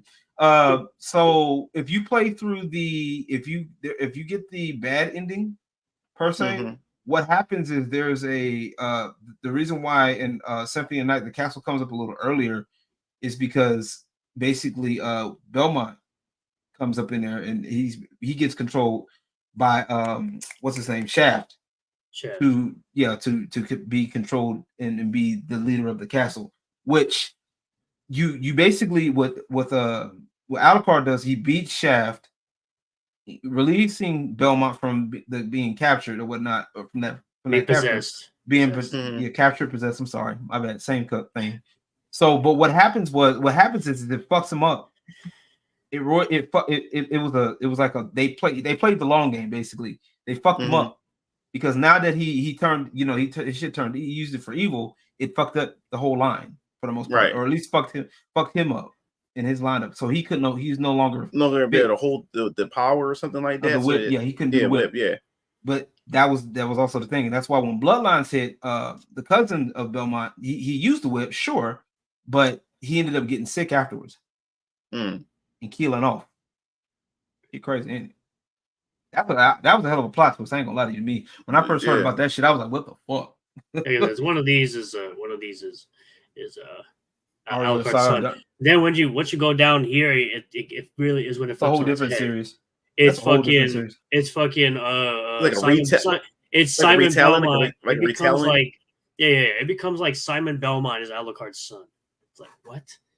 It's fucking stupid. And then with this one has Gabriel Belmont who becomes Dracula. Yeah. So it's like what?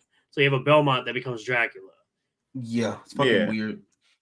And then I think Lords of Shadow 2 is where it continues on or some shit like that. You play as Dracula. Yeah. It's fucking like I haven't got a chance to play that yet. That's the last game. This game came out 10 years ago. They haven't made a new one in 10 years. Yeah, well, there was a rumor at one point where they was going to return Castlevania, but it was going to play like a Souls game at one point. They do that. Yeah. But that never came to be, never manifested to anything. But that was a rumor at one point. I wouldn't. Would y'all play that if that was a thing? I wouldn't play that. I'm already not a Souls person, so I mean, I'll give it a shot. Like it's Castlevania. If it was Castlevania like Souls, like I might, maybe. I'm not really a Souls guy either, but maybe it's because I've already played enough hard games in my life. Well, that's the one thing I would say is like when you take a IP that you like and they throw Souls on it, you're going to give it a try because of that. Because like Final Fantasy Stranger to Paradise, I don't like Souls games, but it's Final Fantasy, put Souls. So I played the shit out of that, and it was actually pretty good. They had the class system and everything, and it was multiplayer. You could play with 2 other people and everything. So don't go in for it for story because that story don't make no fucking sense. That shit is ass, but the game is fun. What for? You talking about Dark Souls? No, Stranger to Paradise. Final Fantasy. Stranger to Paradise is so fun, but the storyline is definitely dog shit. Yeah, that's talking about Dark Souls. When I first saw the Dark Souls story is always my dude. When I played the demo of Stranger to Paradise and I saw the main protagonist, these niggas got Jordans on and shit like that and modern clothes, and this will be like in the world of Final Fantasy 1. I said, what the fuck is going on? Like this shit ain't making sense. And then when you beat the demo and Jack walks away, he pulls out his was it headsets or something like that, if I can remember, and start listening to music and walks off. I'm like, oh, this shit gonna be stupid as far as story. I said, like, you going in for lore, you about to fucking forget it. You're right. But it's a super fun game. I really love it though. Yeah, it is. I played a lot of it. I think I got like almost 100 hours in that bitch. London Arts has a very interesting question. Who? Landon Arts, yes. FMK Soul Calibur Edition. Cassandra, Song Mina, and Ivy. Fuck Mary Kill. Yes. I'm gonna let y'all go first because I'm trying to make what does FMK means? Fuck, Mary, kill. Fuck, Mary, kill. Fuck, Mary, kill would be Cassandra, Mary, Ivy, fuck, and kill the other one. No, I'm good. Oh, I think Sung Mina. Yeah, Sung Mina's all right. Sung Mina be I don't know, like Sung Mina would be like marriage material. I don't know. And you could fight for both Sung Mina or Cassandra. You can marry either one of them. I mean, why I wouldn't want to kill any one of them? Like, Ivy just made for fucking. That's what I'm saying. I mean, if you really want to be bold, you can marry Ivy. I mean, why not? Why can't you marry? That ain't. She's just a troubled girl with with her sword. Isn't her daddy Cervantes? Cervantes? Yeah. Isn't that her daddy? Yeah. It's her dad, yeah. It's all right. With daddy issues. Well, it's not her fault. Her daddy tried to kill her. It's not her fault. It's not her fault. Yeah, Ivy be just for fuck. It's kind of hard with Cassandra and Sung Mina. Yeah, I think so. I don't know. Sung Mina is boring though. Sung Mina is kind of boring though. I think she looks a little boring. I mean, she got the little staff. Should I remind you what it looks like? Yes, please. Remind the chat what each one of these girls look like, please, if you can, sir. I mean, Cassandra's more up, up spirited and stuff. But I do love a focused woman like Sung Mina though, and disciplined. It's still hard because I don't want to kill either one of them. Same one. Yeah, she all right. She got the little staff with the little sword. I should be all right. I don't know. That's a tough question, man. It's tough because the only thing left is to kill. Like, I don't want to kill either one of them. I don't want to. Cassandra is the one with the that's what's her name? The sword shield. That's Sophatia's sister. Okay, I was about to say. I thought it was. I know she was related to Sophatia. That's her sister. You got Ivy. Yeah. She designed to fuck. That's just. That's it. Tira is a nutball. Yeah, Tira is definitely a nutball. I'm glad we don't have her in this conversation. Anybody who wants Tira, y'all wilding for real. I don't know what that is. The shit with the hula hoop. The ring. Yeah, the hula hoop. That's their jury, huh? That's their jury. Jury mixed with like fucking Harley Quinn-esque. Yeah. And then Garfield says Taki wins. Hey, I you know what? I give you that. Taki, yeah, I can take that. Yeah, that's some hard. It's a hard choice with the whole marry thing. I mean, you won't lose either one you marry, but you still have to kill one of them. That's the thing. Yeah, I hear you. What we do? Are you trying to get Cassandra? Yeah, I'm trying to pull Cassandra. You trying to pull a Cassandra? It's going to give you a web picture instead of a PNG. That's the new problem. That's the new problem. Trying to get it's like trying to get a PNG that's transparent. Transparent. There's your Cassandra. Yeah. It's Cassandra.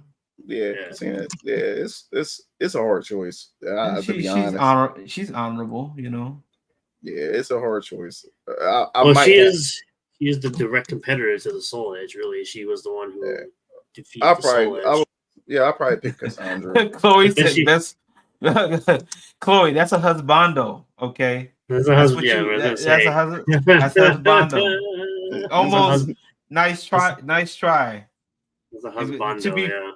And to be fair, Gerald's he was only special in 5 because he was a guest character. That was 6. Okay, fine. Yeah, 6. Yeah, I know. I just wanted to make sure she was paying attention. I'm making sure Chloe's paying attention. No. 6.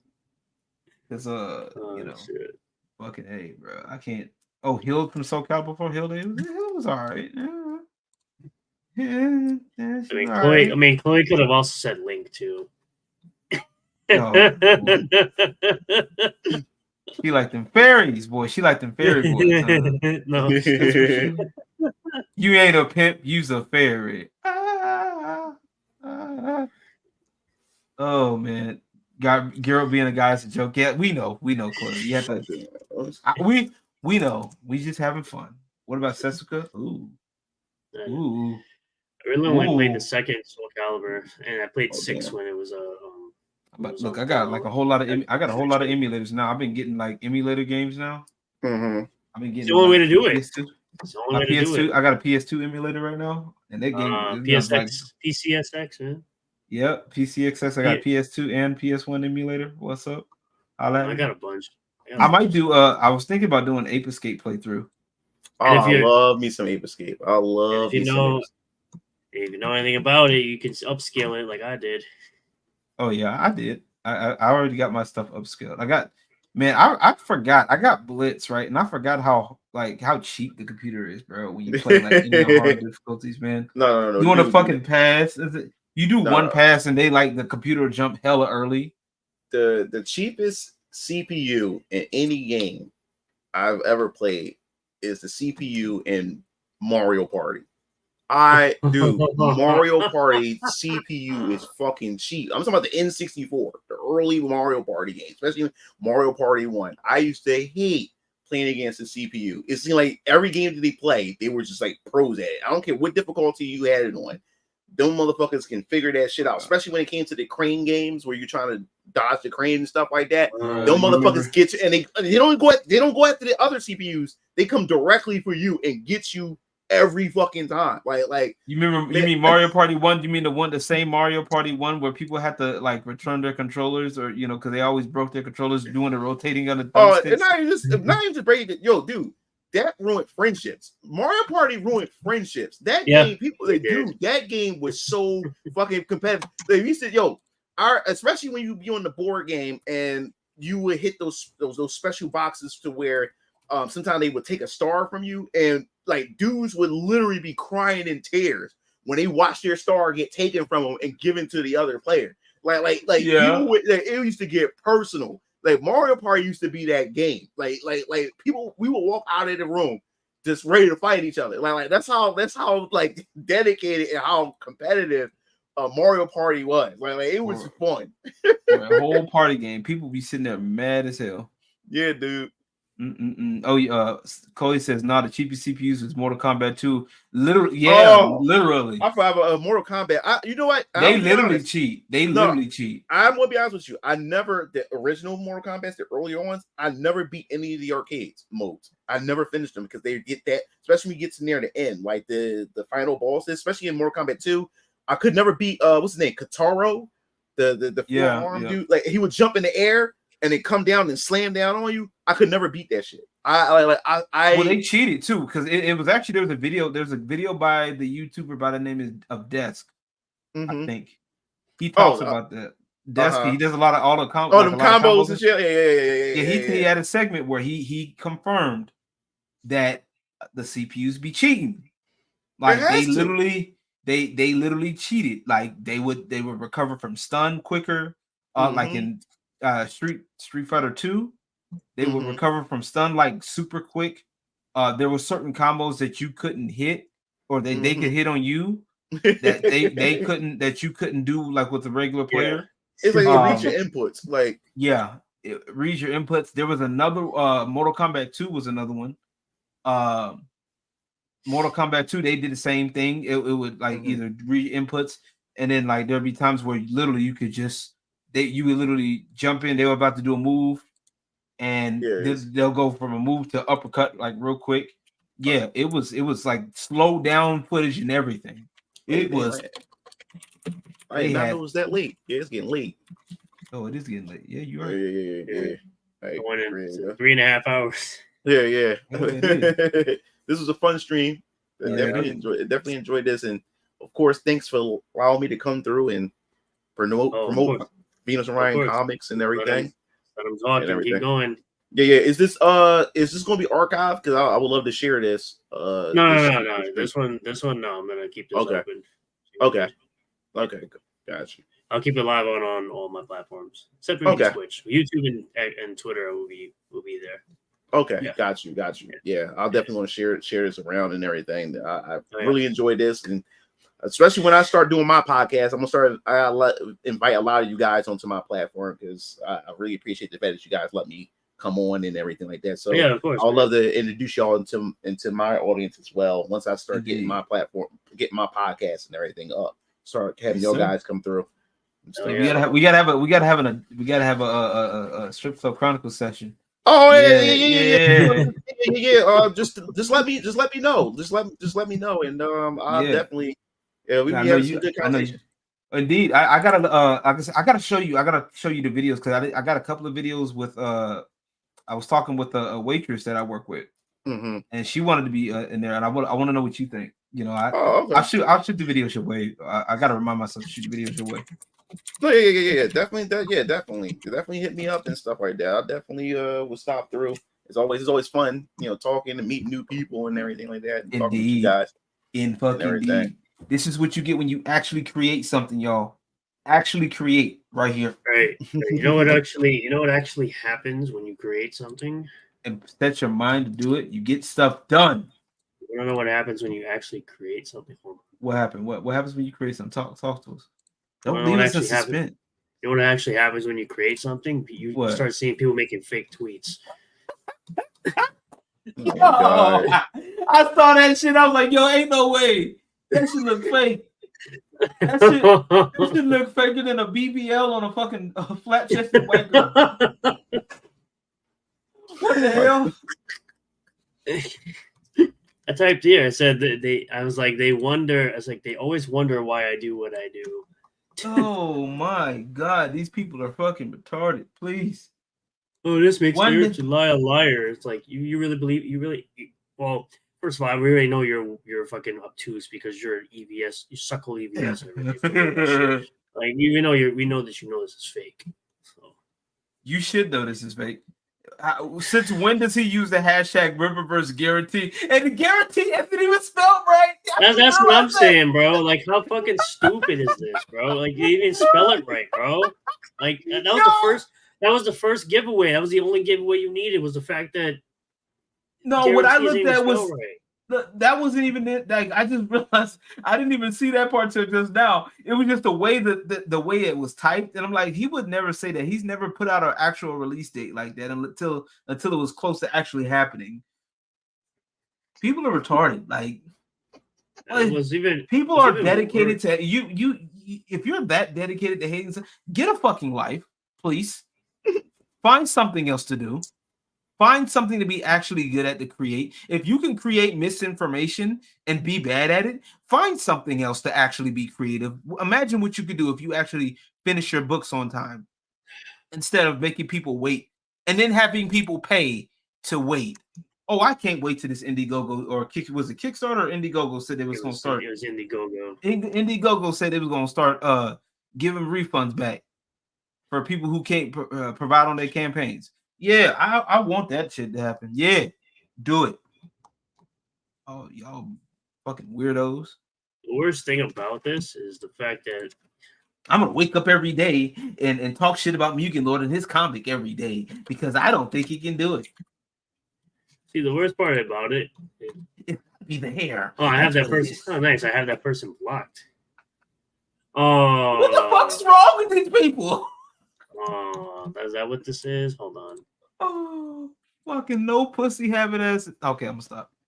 Oh, look, be a good boy. This is Tizo Spencer's latest article: "The Great Decline and Betrayal."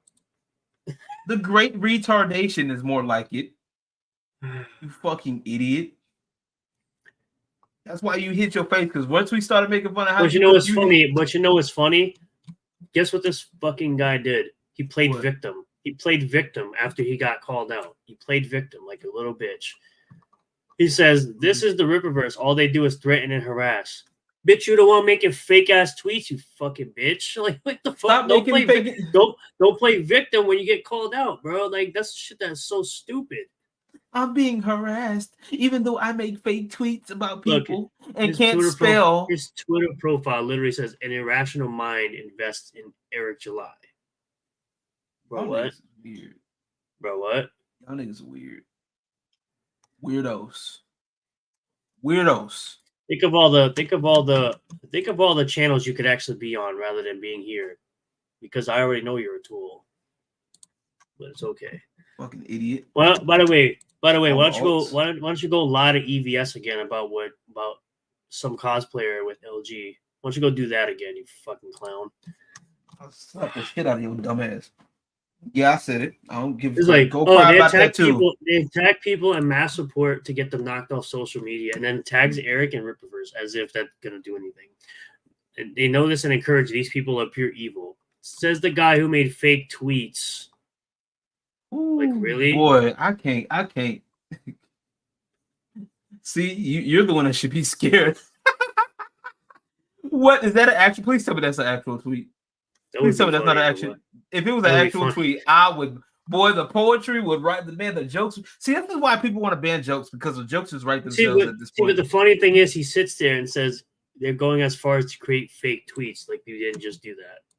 See, but when it happens to you, you play victim. See, this is what you got to avoid, Megan. This is what you got to avoid interacting with this shit right here.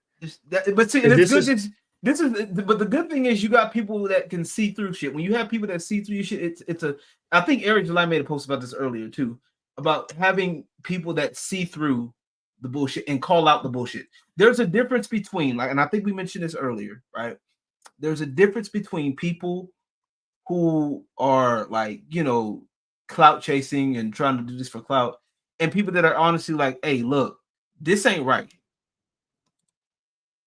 You know what I'm saying? Like, on some real shit. The shit that they're doing to Eric July isn't right. And people like myself, Renown Zero is literally making the content that he makes is to keep a line, a timeline, if you will, since we talked about timelines earlier, of bullshit that's happening, and says, hey, no, this is what these people are saying. Oh, you talking about this one? Yes, and he says, I appreciate those fans, creators that go out of their way to correct the record when people attempt to defame. You don't have to do that, yet you do. Many try to take advantage of my commitment to stay focused on the company, thus not engaging. You've kept them in check. You're damn right. And we will continue. Check them up. Check ball, bitch. Oh, now they're doing it to me with Yellow Flash too. They're like, oh, you're just ball hugging Yellow Flash. It's like you're trying to say he copied another property and try to pull him into a lawsuit, basically. What? Is that the same tactic they try to do with Eric? Yep. They have nothing new. But anywho, I wish you success, MugenLord. We want you. Thanks. Oh, yeah, I want you to succeed, sir. Thanks. Appreciate it. Question through projection. What's up, Neo? You know what I'm saying? Like, we gotta you. Hey, dumbass! You can't dox. He doxed himself ages ago, just like this person says right here. Stop being a fucking moron. Why are you over here? Why the fuck? Hold on, stop. Why the Edward? Don't make me do this to you again. Why the fuck are you here? Get the fuck out. Matter of fact, I got something for you. My fingers. Where you at? Come here. Hold on. Stay right there, right now. Don't you do nothing. No. Nope. What's up, John Douglas? How's it going, friend? Hold on. Come here. Oh, what's up, John? What's up? What's going on? I want you to go to the ether. How about that? This right here is one of the many things they lie about me now. Meanwhile, I've had my full name doxed plenty of times, like actually doxed. Yeah. And family members' faces doxed. But yet this is a problem, even though this person's name has been out there forever. As Master Hobo would say it right there. And Leet Neo says it right there. John A. Douglas in the building. He said he came here to help balance out the haters. Hey, no, we was already having fun. One monkey don't stop no goddamn show. Show though. Yeah, I could have been on. If I didn't go to the gym yesterday, I would have been on. I would have been on JDA stream yesterday. Oh man. So. That would have been. They would have had a field day with that one. They would have loved that. Oh yeah, certain frogs actually got mad when I said, "Oh yeah, go ahead, you guys. You can pay Hypnotic to watch my appearance on his show." Oops. Oopsies. Oops. But yeah, that's kind of what happened. But we know it though. I'm looking for it.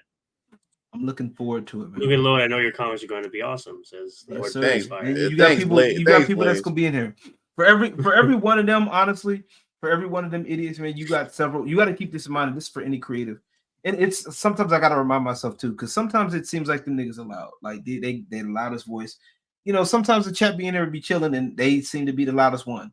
But you got to remember, sometimes you got more for every one idiot, for every one hater, for every one detractor. You got several more that will support you.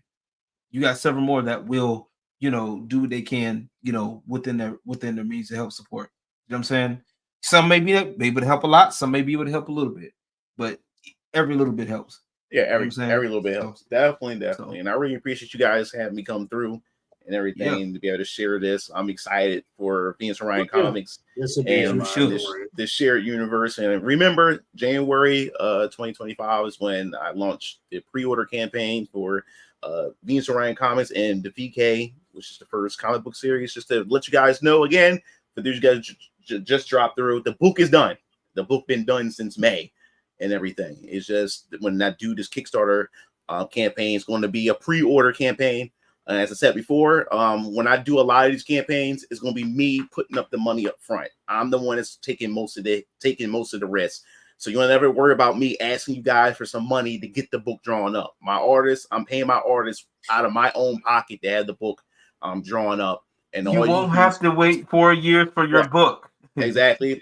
There's, like I said before, a recap, 4 covers. There's going to be 4 covers, 4 variant covers. You have the base cover, then you got cover B, C, and D, which that will be revealed during the campaign in January. There will be a teaser trailer for VK around December to get you guys excited, and also to actually put out the official release or the official date for the campaign itself in January to kick off the new year and everything. And as I said before, Venus Orion Comics is a shared universe.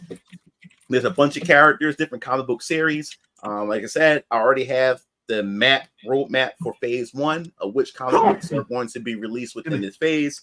And as I said before, you can start with any book within the first phase, because the first phase is actually called the Foundation. It's pretty much the foundation for my shared universe. It's going to introduce different concepts and mechanics, but you can start at any of the series when they release. You can start anywhere at any pickup point. You don't ever have to worry about, oh man, do I have to pick up the other book in order to understand this book? No, you can jump in anywhere and be able to enjoy that story for what it is, because the stories are self-contained, but they're all in the same shared universe.